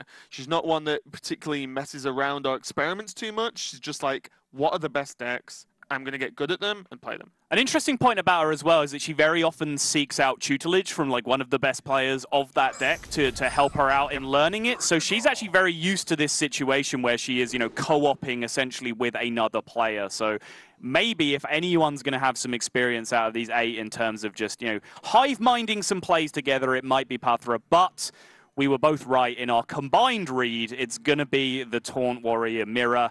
And I'm just going to go out there and say it. I cannot stand this matchup. It's just rush yourself to Sulfurous. And if, you know, New Zealand just gets a blowout draw of the perfect curve of a taunt every turn, and that's how they win the series, I'm sure Austria will be feeling a little bit hard done by the situation. Yeah, I mean, you know, we'll see how the matchup goes. We'll see what the lists are, because there are a few different styles of lists. It's not like there is just one cookie cutter style build that everyone uses. But yeah, a lot of the time, the way the deck works is you stall, get Sulfurous, get the Ragnarok's hero power, and then the game ends, which is at least a benefit. Unlike the game ends. No, that is the upside. Look, unlike the old Control Warrior mirrors, where it was who can play the least cards, this is who can play the most to a certain extent, and then smash that hero power. I like old Control Warrior mirrors. You were. Feels bad. Let's work out when I don't play cards. Yeah. I just armor up pass. So double quest opening from both of these players as well. Patra plays a lot with, or practices a lot with Waning Moon, who's the who's from the Philippines. Yes. Was at a fireside the other day with Karaku as well. So she, you know, like I said, she's actually living in the Philippines. She knows a lot of the Filipino players, and practices with those guys quite a lot. Here's a potential decider, though. It looks already like Patra is playing the anti-freeze mage build that has come out of this deck recently. The armor smiths, then the shield slams to take advantage of some of that extra armor that you get as well. That means it's a little bit less proactive, a little bit less finely tuned in terms of just dropping your minions on curve and pushing up your taunt counter as fast as you can, which is pretty much what you want to be doing in this matchup. Armor smiths and, you know, some of the extra whirlwind effects are actually pretty big whiffs in the mirror. They're not huge cards. Even the shield slam, a lot of the time you don't actually gain. I mean, there'll probably be shield block in the deck as well, but a lot of the time it's hard to gain enough armor to deal with enough of the big taunts. You look at Ali Armorsmith, for example, it's like 8 health. That's like very, very difficult to deal with. 7 is like 8 health, yes. Yeah. No, I mean, that was technically accurate. You said it's like 8 health. 7 is quite a lot like 8. I know I went to 8. Yeah. I'm just picking numbers at this point. But yeah, the Armor Smith and now an Execute as well. Already we can start to see Patra actually just fall behind, basically. No taunts to play. Austria picking up their first with the Tar Creeper.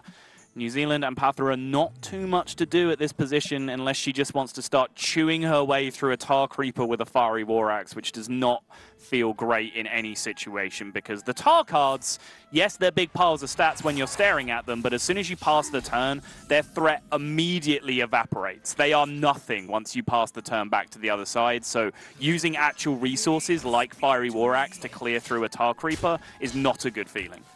Yeah, the more I see people play against Tar Creeper, the more I see people just act as if it's not even there. They pretty much just ignore it until they've got a very easy, it either dies through just accidental AoE, or they have like just a minion that easily kills it and survives. They never really make any effort to actually kill it unless, it's literally like last resort here. I do want to ask the question of Patra and of New Zealand here, of her choosing not to make this attack on the previous turn, because Austria coined a 3, which means most commonly they're going to have a second 3-drop follow-up. Making this attack last turn would have exposed New Zealand to Ravaging Ghoul, but it would have at least played around Acolyte of Pain, because she would have been able to trade off the Armor Smith again and take it off the board.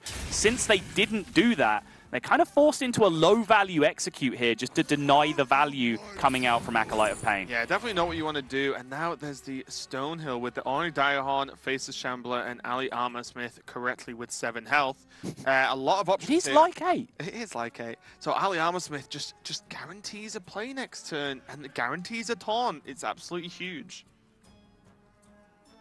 Is there any merit to the other picks? Life Coach doesn't have an option on 6 either, and that's often just a dead slot in the deck in general, whereas there are options for her to pick up a 5-mana play for the next turn, so I guess that's a small nod towards Ornery Direhorn, but yeah, I think it's Armorsmith time. Yeah, Armorsmith just feels great to play whenever, and then if you can run 3 of those in your deck, pretty good to me.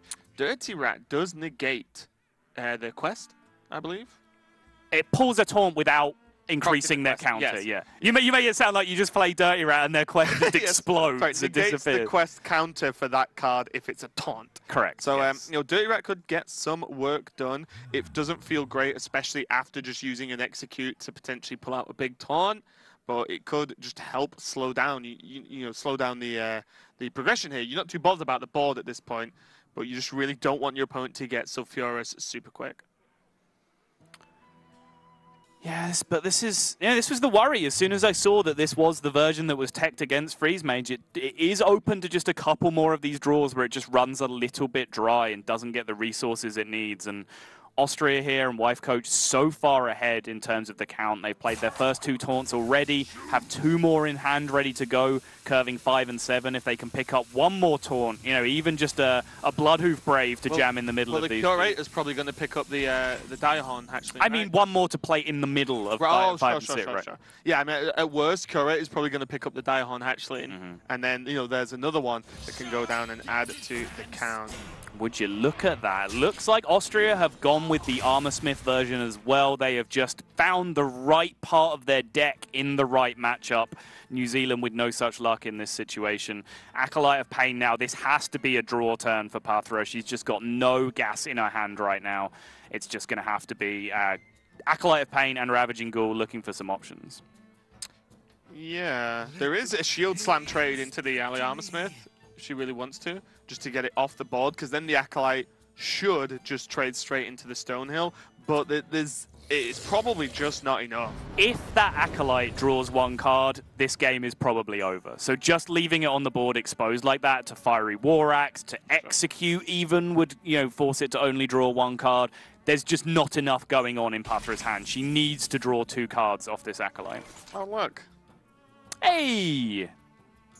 So after playing the 5-drop on 5, we're going to have to depart from standard Taunt Warrior and play a 5-mana card on 6, potentially. But then we're right back on form with a 7-mana card on 7. I think if Ali Armorsmith was a 6-mana card, it would still be a pretty reasonable card, in my opinion. I think it's very, I don't know about that. 1 mana is a lot of mana, Raven. Okay, we can make it 5.5. All right, sweet. Start introducing the decimal point. What if we made it 5.5 mana, but it had 7.5 health? That's even more like 8. That is. I'm okay with this. All right, good. I nearly said something then, but I won't. I realize we're broadcasting. Armor Smith is going to be the natural follow-up, but suddenly, you know, Fire War Axe into Armor Smith if Wife Coach decides that it can be taken a little bit slower. But I find it very difficult to just not rush the quest. So, I mean, jokes aside, the only real concern about just continuing to follow your curve here is that maybe you're starting to get a little bit too much value on the board to be countered by a Brawl. But when you're this far ahead on the quest counter, do you really care? And my answer to that question is probably no. And I think this is the correct decision from Wife Coach and Austria. Just continue developing. Curator, even though it overcommits to the board, you're going to refill yourself on options. You're going to have a Beast Taunt, a Dragon Taunt in your hand by the end of the turn. Yeah, 2 Stonehill Defenders available for Patra now, which means that you can discover even more taunts, put up a bit of a wall. And something I've seen more and more common is that maybe it doesn't happen so much in the mirror, but is the warrior tries to get the quest done, then Dirty Rat Brawl, and then weapon up to kill whatever's left layer, or hero power to kill whatever's left layer, to then start steamrolling and try and get ahead there. Diahorn Hatchling, Stellagun, and Faceless Shambler available. Diahorn just feels good because it's just by far the most value here.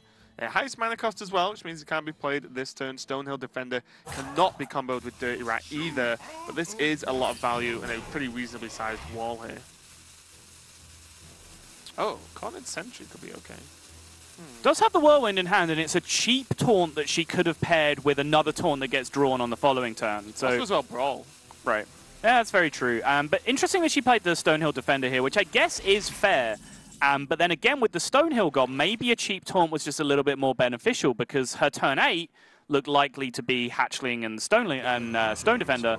But now she doesn't have a cheap taunt to pair with that Hatchling, so she's probably just going to try and go ahead and slam the Drake and get value out of it. If not, go for some kind of Sleep with the Fishes removal turn instead. But as we have kept mentioning, so far behind are New Zealand on the quest counter right now that this is in danger of just snowballing far too far towards Wife Coach and Austria. Yeah, we see the Curator pick up the Primordial Drake and the Diahorn Hatchling, so just all the options in the world, and a Brawl, 2 Executes as well. So it feels like Austria just has total dominance at the moment over anything that could... Not so much they have dominance on the board now, also over anything that even happens during the rest of the game with double execute, a whirlwind if needed to proc the executes, weapon, brawl, and more taunts than you can shake a stick at.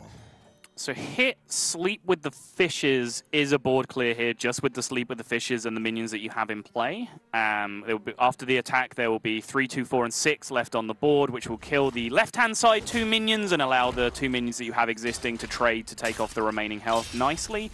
You can then start developing taunts of yourself. So you have got yourself ahead on the board with this play, but this is only your 3rd taunt as New Zealand, I believe, up against Wife Coach and Austria, who already have 5 played. So still a long way behind in terms of progressing through the quest.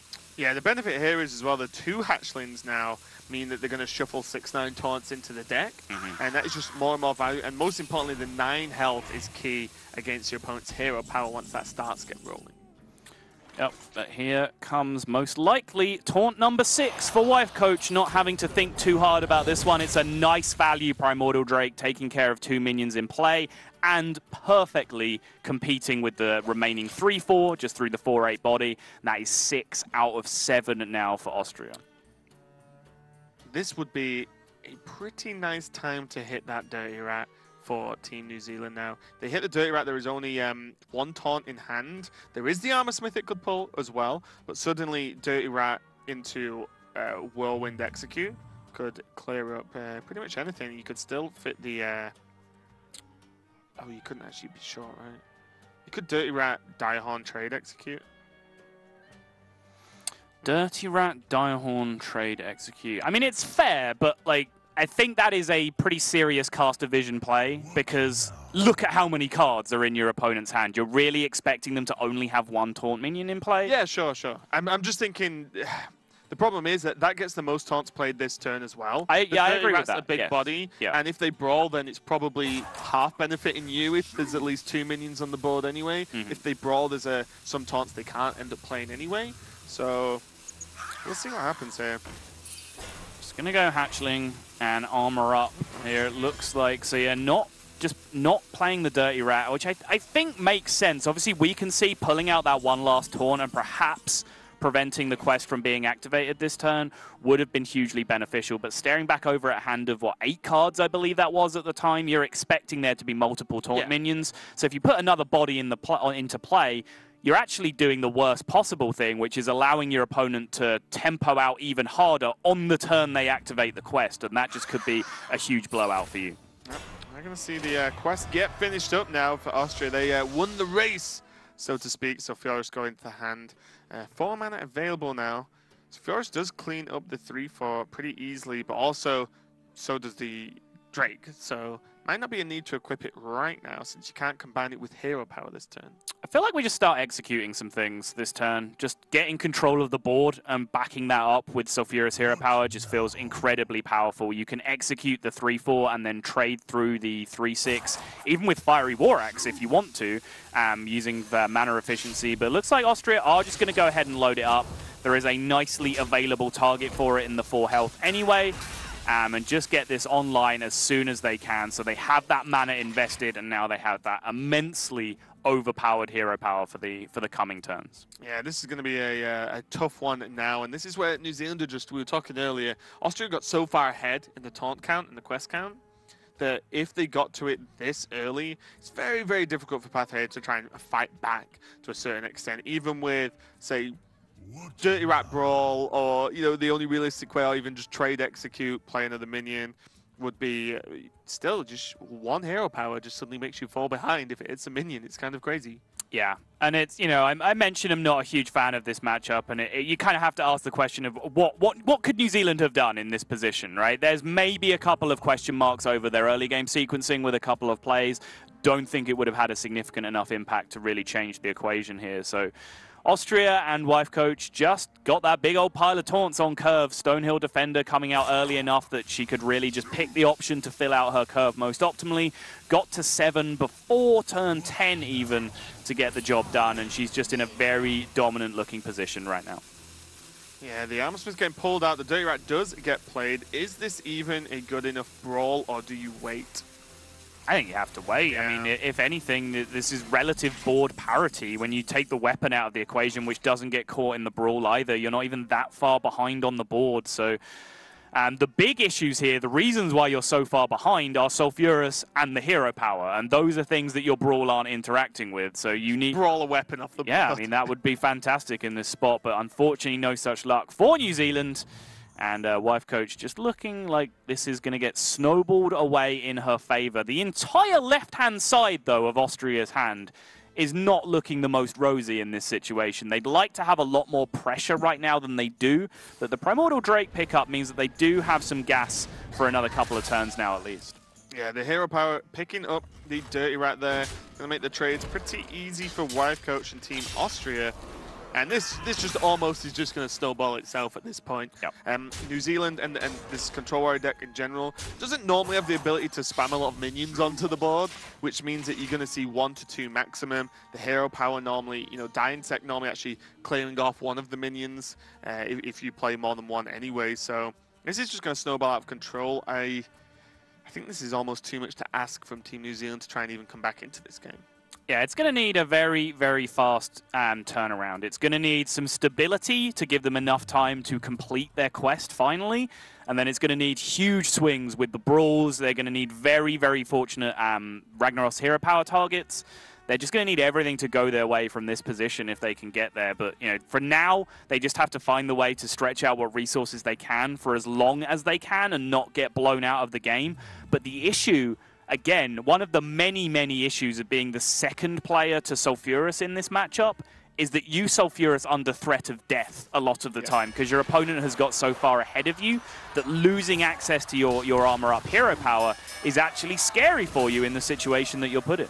Yeah, and it turns just going to be the brawl into the Ali Armorsmith, still 1 taunt away from proccing the quest, but you know, quite right, like you said, when you proc the quest when you're already under pressure, it's hard because you throw away the armor, and you a lot of the time when you proc the quest, you can't actually use it as well as, you know, equip Sulfuros and use it. Like we saw from Austria earlier, can't quite squeeze it all in one turn, so... And look at the difference in situation. We talked about this exact play on the other side. They were staring at 8 cards, and I made the point of, okay, you have to assume there's a couple of taunt minions in that hand, so you can't disrupt that final quest activation. Austria had the exact opposite situation. They had a dry hand on the other side, just a bunch of cards that they know have not been played in the early game, probably situational removals, and then 1 or 2 cards that have been drawn recently that could be those big taunt minions. And this was a great time for Dirty Rat from Austria. They got rewarded for it. That taunt minion does not count towards the counter, which means New Zealand now need a top deck to even finish their quest next turn. Yeah, and if they don't, although we were saying it's a difficult position to finish your quest this late in the game versus an opponent who already has, well, if you don't ever finish it, you definitely lose at this point. Dirty Rat is going to be drawn, so New Zealand have their final taunt.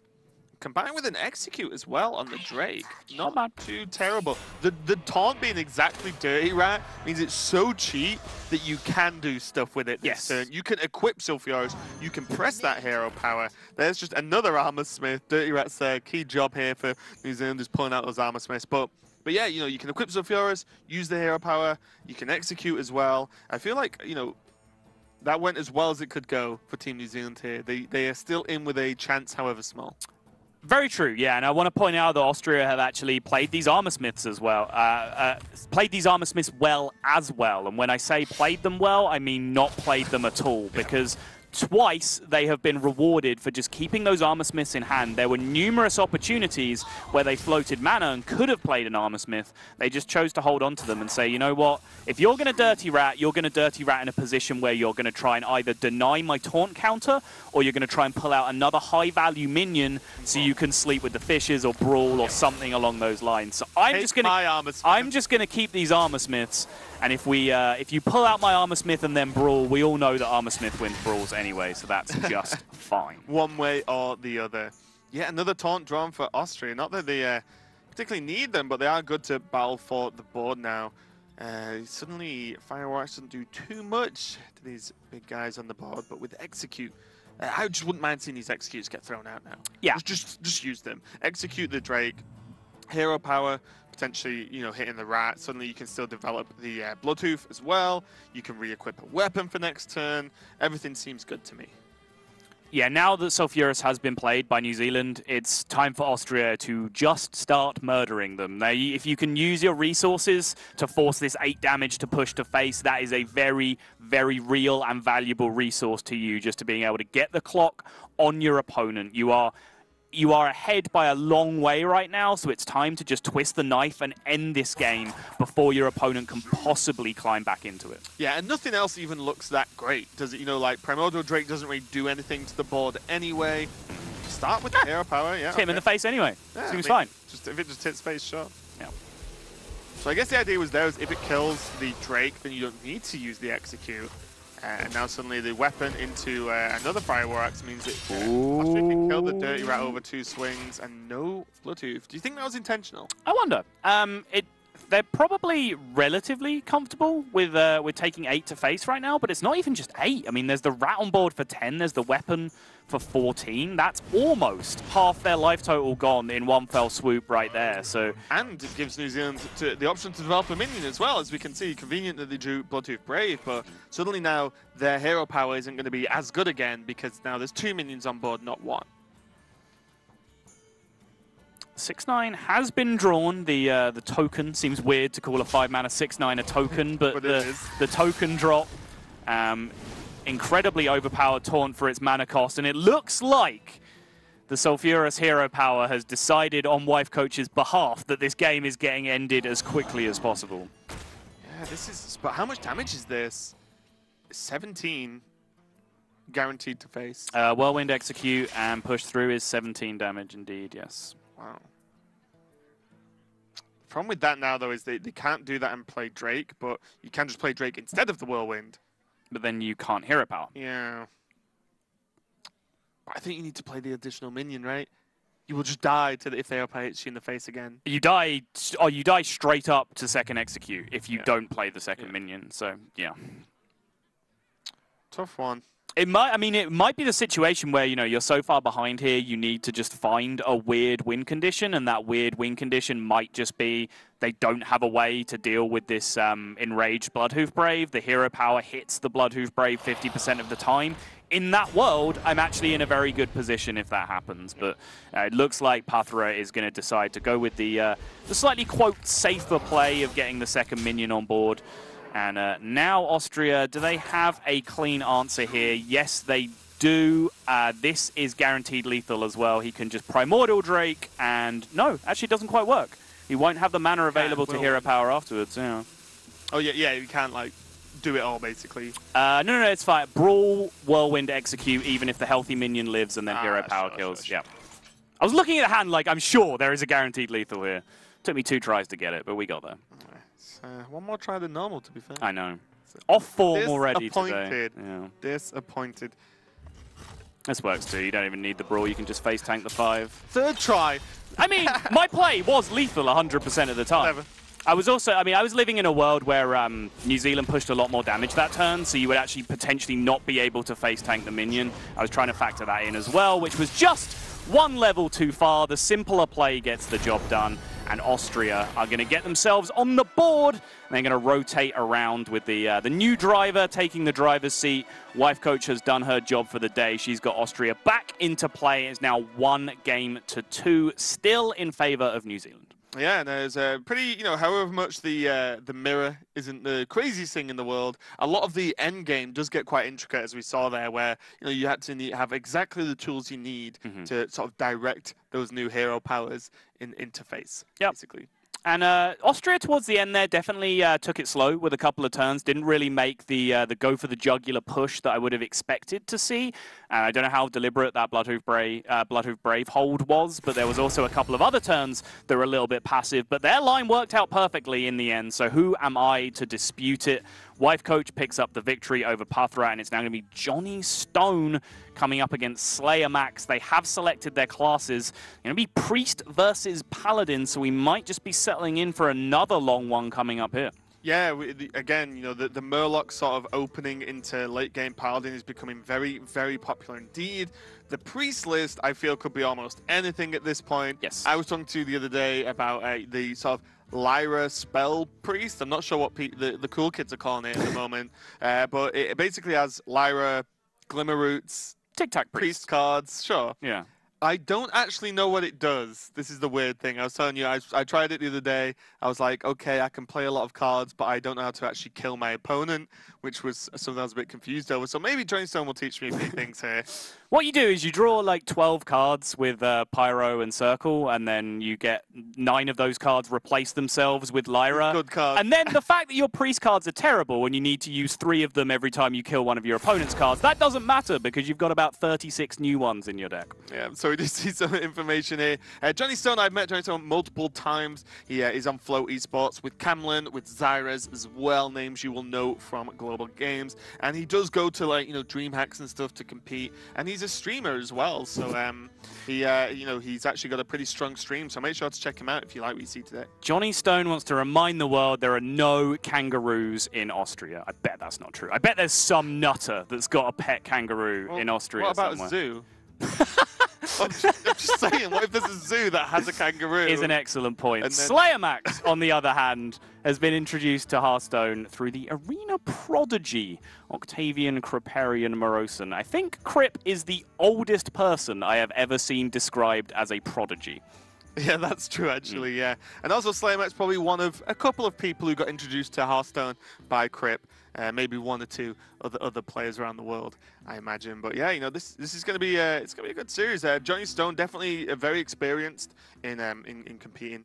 In terms of, like I said, he's played in majors before. Yeah. He his teammates are Camlin and Zyrez, who attend many majors themselves as well. So I expect some good things out of him. Slayer Max, honestly, I've not really seen him play. But I have no doubt by just making it onto the team, as you said earlier, I'm pretty sure New Zealand are made up of like HCT point earner players as opposed to too many content creators or streamers and things like that. So still expecting some good things. Yeah, and he's playing Paladin. Right, you were saying Flamelord and SlayerMax, the two players on the New Zealand team, we couldn't find much information about them. You said you even went to Puthra and to the New Zealand team in particular and asked them about them, and even their reaction was, "Dunno, mate." Like, well, I think it was pretty much. Yeah, I think they're just good players. Right. They play on ladder, they get the HCT points, and as we've mentioned before, because we're doing 48 different countries, and some countries just guess what? Not everyone goes to big majors and wins stuff, right? That's just the way. That's just the way it is. So we'll see what they can do in this tournament, though. Definitely a good place to try and break out. Johnny Stone versus SlayerMax, Austria versus New Zealand. Looks like Dragon Priest versus the Murloc Paladin. Very similar to what we saw earlier on. It is, yeah, in the extent that it's just going to be a straight-up value battle, really. Neither of these decks have massive, aggressive, pushing win conditions, unless the Paladin can snowball an early Murloc board, which they don't do that consistently. There's not that many Murlocs for them to be able to push that all the time, unless the Priest is playing Divine Spirit Inner Fire, which you would be rare in a Dragon Priest list, more so in those kind of Lyra heavy cycle lists that we've been talking about.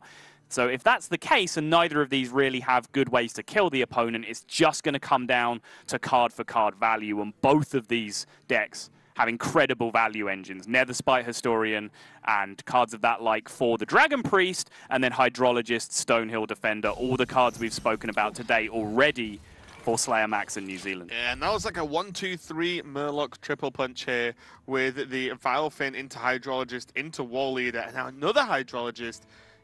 New Zealand's got to be feeling pretty good about this opening. Sometimes you can just overrun Priest. Yeah, a couple of ways you could have played this curve. You could have gone coin 2 into 2. Leading with the 1 here gives you the important ability to beat cards like Radiant Elemental if there wasn't a Power Word Shield coming down, because you could coin the War Leader and immediately have 3 power active on board, which wouldn't be possible if you went coin Hydrologist. But the fact the Priest Dream has become real, Radiant Elemental Power Word Shield on 2 into Talon Priest on 3. This is one of the biggest blowout early game curves that's possible for any deck in Hearthstone, let alone Priest, which is a deck that if it's ever struggled with anything, it's getting early board states. Yeah.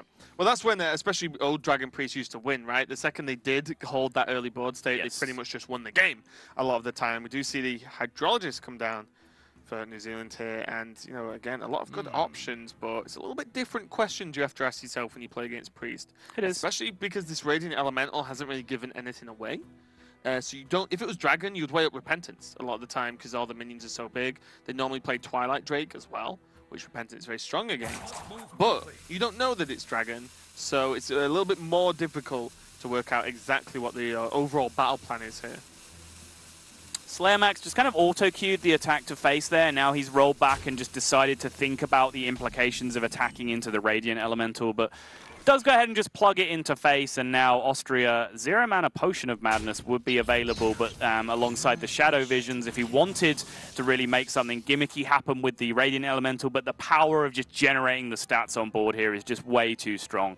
Opens him up to a good True Silver target from the coin True Silver from New Zealand, but no massive concern. He's just protecting that Radiant Elemental, threatening to get so much long-term value out of it now. Yeah, that's what's crazy. When you can get the Power Word Shield, the Talon Priest onto it, it's so awkward to actually kill unless you're a priest yourself, maybe, and can just Shadow Word Pain it. Right. That it gets so much value every single time a spell is cast. It's just getting like 1 mana additional value from it, and then also just chipping away at minions themselves. It can clean up all these Paladin tokens as well, and yeah, just got some really strong work done in general. Shadow Word Pain, a Powered Shield, or a Dragon Fire Potion. Imagine we're going to see Dragon Fire Potion get picked up here. Oh, Powered Shield is good for the free on the Elemental, but 0-mana +2 health, draw a card is a pretty promising looking card from my perspective, but Dragonfire Potion is potentially crucial in this matchup because even small boards can become incredibly oppressive now against Paladin, because essentially Quartermaster is back with a vengeance in the form of Sunkeeper Tarim that can really buff up those small tokens, and if those small tokens are Murlocs, then there's the potential of Gentle Megasaur to do exactly the same thing. So having access to some AoE is definitely a huge deal in this matchup. yeah, definitely not a straightforward choice. Has gone for the instant value of Power Word Shield though. As you said, 0 mana, draw a card, +2 health. Well, that worked well. Good. That Straight worked out into pretty talent well. freeze. Yeah. And now we find out he's playing 1 in a fire. 10-10 go. I mean, you joke, but what have New Zealand actually seen at this point? They've seen Radiant Elemental, Power Word Shield, Shadow Visions, and 2 Cabal Talon Priests. They are well within their rights to be terrified of Inner Fire right now. They have no idea that this is Dragon Priest. There's actually a chance to go Hydrologist into Noble Sacrifice to try and block the potential 10 attack. Maybe 12 attack probably as well. Doesn't get it. Did they go for the eye for an eye? No. That'd be 10 to face. Well, 10 to your face. Got him. Funny. No. That'd be so good. Okay, so these options are not the best, actually. Second Repentance, not too amazing. Redemption doesn't bring back anything super worthwhile. Maybe the Wall Leader, but then that's never going to be played into. So these are awkward. I always like when my options have a Noble Sacrifice or a Getaway Kodo, because I think those two are just consistently good. Okay.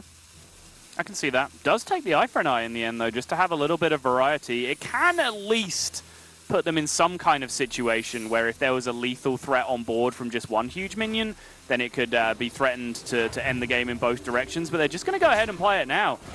And like I said, this is just fear of Inner Fire, right? That's all this has to be. I think as well, choosing 2 different secrets means that Austria now have to be like, okay, what are these 2 secrets? You know, what do we have to think about? Yeah. Do I even Inner Fire this turn?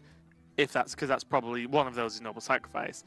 And, you know, bear in mind, there is no Inner Fire available, but we're just talking from the sense of Slayer Max. Correct. And Team New Zealand about what they appear to think is there. Now they see the Draconid Operative, which means they've got much more insight into what the deck list is. And a shiny Tyrion Fordring. I would like option. 1 Tyrion, please. But the Repentance getting some value. You know, hitting that Operative is normally fantastic, but hey, another 0 mana Power Word Shield due to this Elemental is going to help that out a little bit now. No real notable reaction from New Zealand, from Slayer Max that turn. When he saw the Operative come down, there was no real surprise in his eyes that the big dragon was coming out. So I do wonder exactly where they stood before that turn and what they are up against, because as you said, maybe the eye for an eye was just the bamboozle play. They just wanted to have 2 different secrets in play to maybe force Johnny Stone to do something inefficient, because they did not look too surprised at all to see the dragons coming out. Yeah. And also, I just love the noise the little Murlocs make when they're summoned. So good. Bookworm going to be a very clean kill on the Wall Leader now. And already Austria's gaining more and more knowledge about what this secret is. It is more than likely Eye for an Eye. I think that's the only one it can be that's left now. They've attacked, they've killed minions, they've played a minion. Yeah. It's Eye. So they know it's Eye for an Eye. Second equality means that Slayer Max can choose to clear this board if needed. And it's a tough choice, because on one hand, it's not too much of a threat in terms of damage. On the other hand, there's a Radiant Elemental still on the board that's immortal in terms of health, at least. Yeah. On the other hand, if they were scared of Inner Fire before, if we didn't just make that up, if they weren't scared of Inner Fire, if they were scared of Inner Fire, they shouldn't be anymore. Now they've seen this many dragons come out, they know that they're up against probably just Dragon Priest, and it's just going to be a straight-up value battle. If it's a straight-up value battle, you want your Equality Conk to get as much value as you possibly can. Yeah. New Zealand do have the ability to have 3 hands, since it's a team of 4. As we went on the other hand multiple times there. So just to let you know. Or we could have done 8 if we really wanted to. On the other hand. Gonna be on Slayer Max's first hand, on his other hand, and then on Pathra's first hand. Yeah, Avenging Wrath was the pick. Again, not too amazing picks there from the Ivory Knight at all. I don't think. Like Avenging Wrath, again, not really going to get too much value from, you know, against Dragon Priest in general, but combined with that second equality, can get some more work done than normal. They do already have the Primordial Drake, which is a second equality proc. It is still 3 turns away, not even including the turn 7 that's coming up for New Zealand. So maybe they're just considering that a little bit slow. But as you said, the great options just weren't really there off that Ivory Knight. And I feel a lot of people have been getting rid of Ivory Knight from these lists, and I feel that's kind of one of the byproducts, is that there's just a lot of Paladin spells now, and those options where you don't really get something too strong come up a little bit too often for my liking. Yeah, well, the list I've been trying out has one Ivory Knight in, and when I first saw it, I was kind of like, why is that even in there? Like, I didn't really get it. There were some nice ones, like Dino Size, Yeah, sure. Stuff like that, which are really nice. Yeah. But in general, yeah, I kind of agree that you can whiff a lot, and a 4-4 for 6 is not normally something you want to whiff on. Stonehill Defender, though, as we mentioned for Paladin, has some fantastic potential discovers here. Let's see what he gets. And Sunkeeper Tarim, Tyrion Fordring, Grime Street Protector, 3 great cards. Even Grime Street Protector is actually pretty good. Yeah. But compared to Tyrion and Tarim, that's going to be some great options. Gone for the Tyrion. You sound surprised by this, Raven. I mean, It's look, Tyrion. Yes, Tyrion, probably the best class legendary in the game. Very likely, Maybe even yeah. still, Sure. after the new expansion. You know, apart from Quest legendaries, I guess. Yeah. But Tarim just completely blows out any deck that wants to have a board of big dudes, right? And Dragon Priest is kind of one of them. But I suppose Tyrion is just overall more powerful. There's nothing really too great to combo with when you're this behind on the board already for New Zealand. I think if they had a board, Tarim could have been a good argument. You have 2 equalities in your hand as well, so I don't think you're overly concerned about being able to deal with your opponent's stuff just for now. I think by the time you've chewed through these 2 equality clears, there's a good chance that you're just nailing your actual Tarim from your deck anyway, like you've just drawn it from that point. What their hand was missing is just some way to just get onto the board without using an equality consecration clear, and that's what Tyrion would potentially do best if Priest wasn't being Mr. Steal Your Girl and just playing Tyrion before you even get a chance to do so.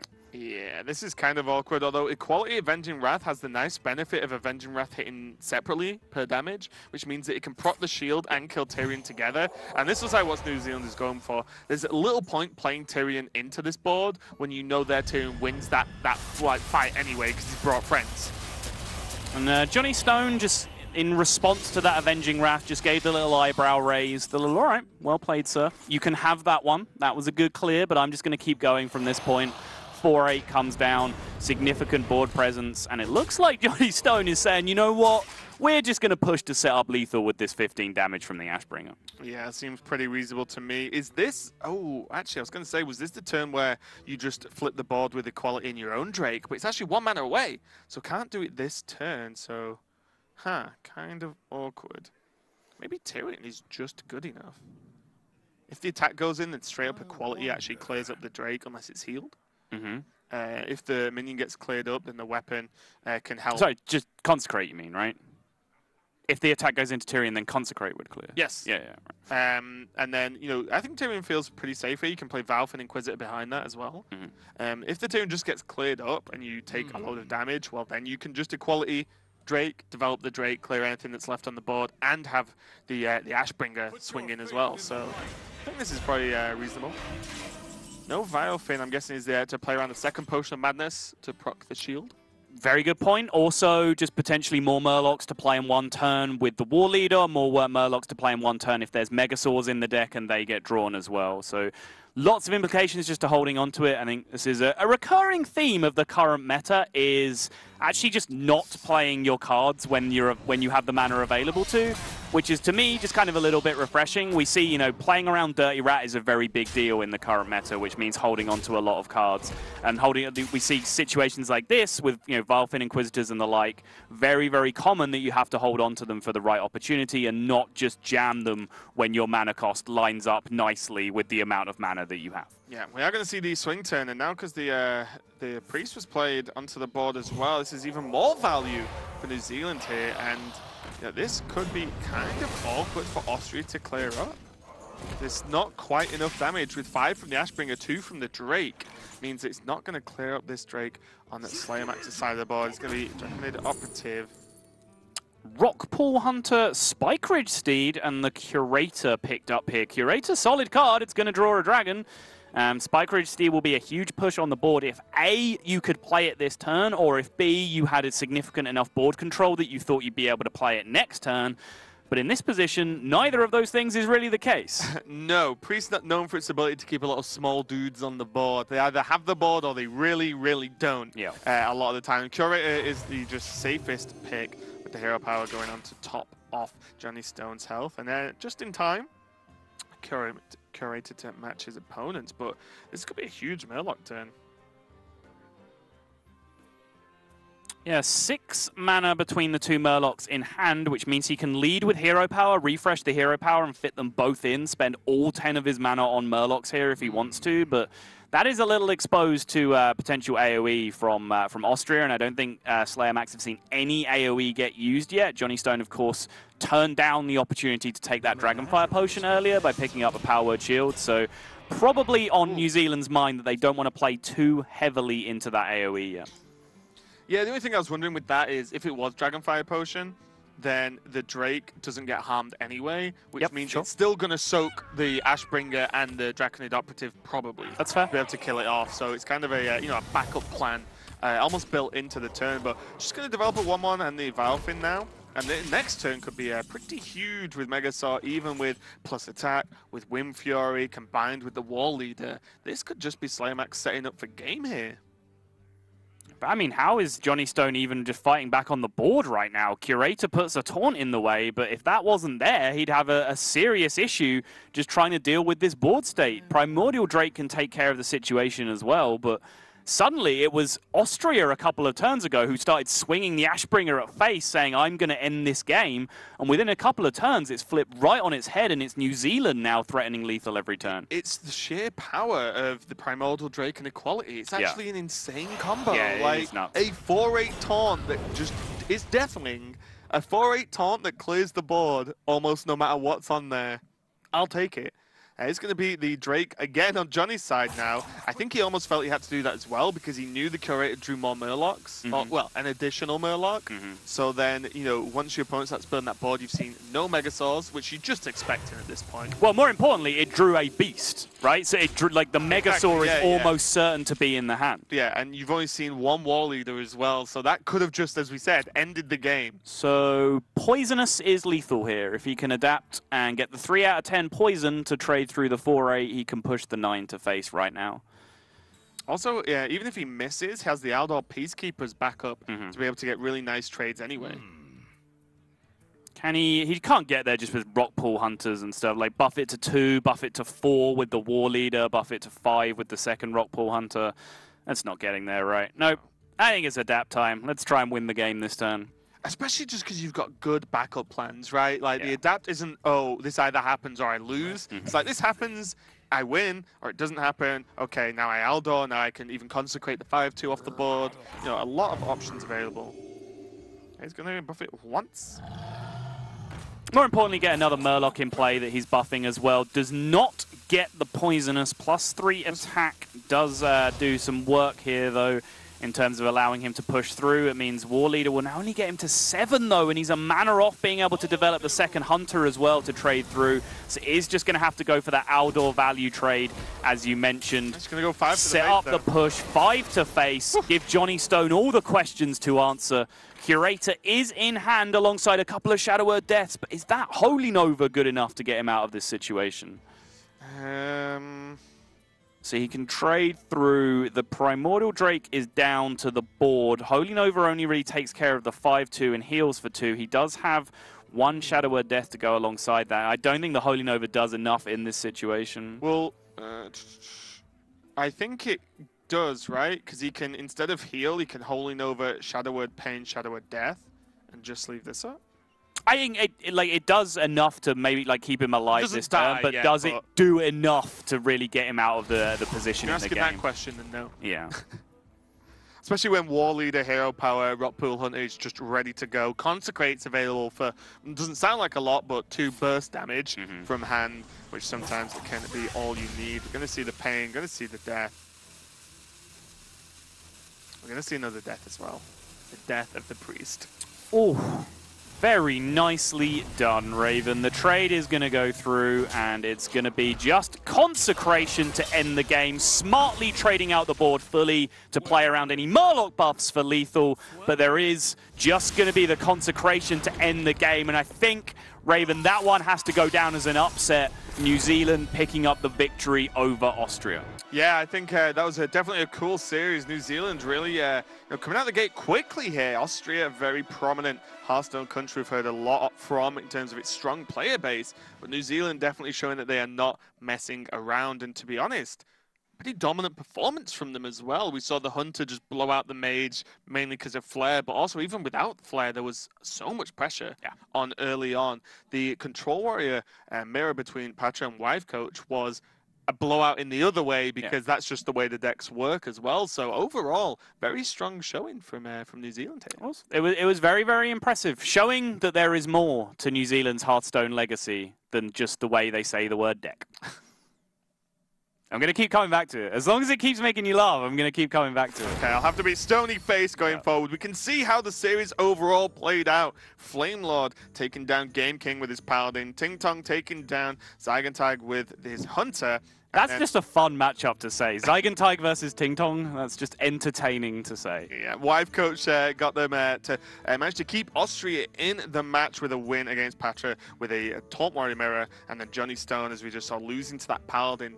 That Paladin legitimately seems like a scary deck, in my opinion. Yeah. It's got so many different avenues it can go down. I've certainly before, I've won games on turn 5 with that deck, which feels wrong, considering you run so much late game as well. Yeah, it's one of those weird decks that when you first look at it, it's kind of hard to work out like what's going on. Like you start scrolling through the list going, okay, like aggro, Murloc, Paladin. Wait, what's going on down here? Like there's just a bunch Primordial of Drake, strange late game going on. And it is, you know, it is vulnerable to drawing the wrong half of its deck at the wrong time. You know, if you get the wrong synergy cards to go with the wrong pieces that you drew, it can get very awkward. But the curve is built so consistently that it does do what it does very commonly. And it's proving to be one of the strongest decks in the format currently. Yeah, so I think we can check out the group as well and how their group actually looks. As you know, we are in week 2 here, so it means that, you know, the more and more these matches are played, there are some countries that are actually playing their second match in week 2, which isn't common. We've got South Korea, I think, coming up later on. They're on match 2, week 2, but the way the schedule works out, not every single country plays every single week. So we can start really seeing the group start to move on now. We see New Zealand join Russia and Argentina as the top cut, and then Austria, Australia, and Spain, 2 different countries, those guys, and Spain running the bottom half. So this group's actually been played out for their first round of the round robin, so to speak. They've all played one match here. Yeah, and the games record on the right-hand side there, that is one of the primary time breakers that will come into play. It is important by what margin you're able to win your series by, because if teams have tied records in match score over the course of the round-robin period, that game score will come into play to break the ties. Yeah, it will be absolutely huge. So any wins within a series are very, very important, even if that series is not won for the country. But we've got plenty more matches coming up today. We've got 4 more, in fact. This was just the first match of global games for today. So don't go anywhere, guys. We'll be right back.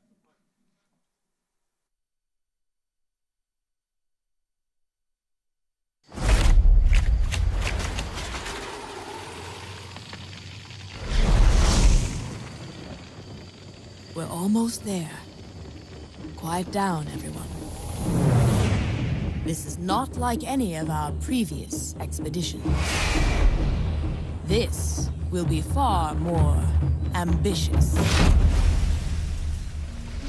We're stepping into a land of primordial wonder. Infused with astonishing elemental energies.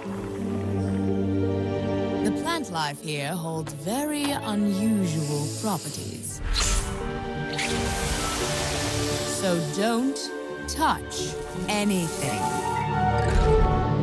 And while you may be excited to see the local fauna, you might want to make sure they don't see you. Because their powers of adaptation are devastating.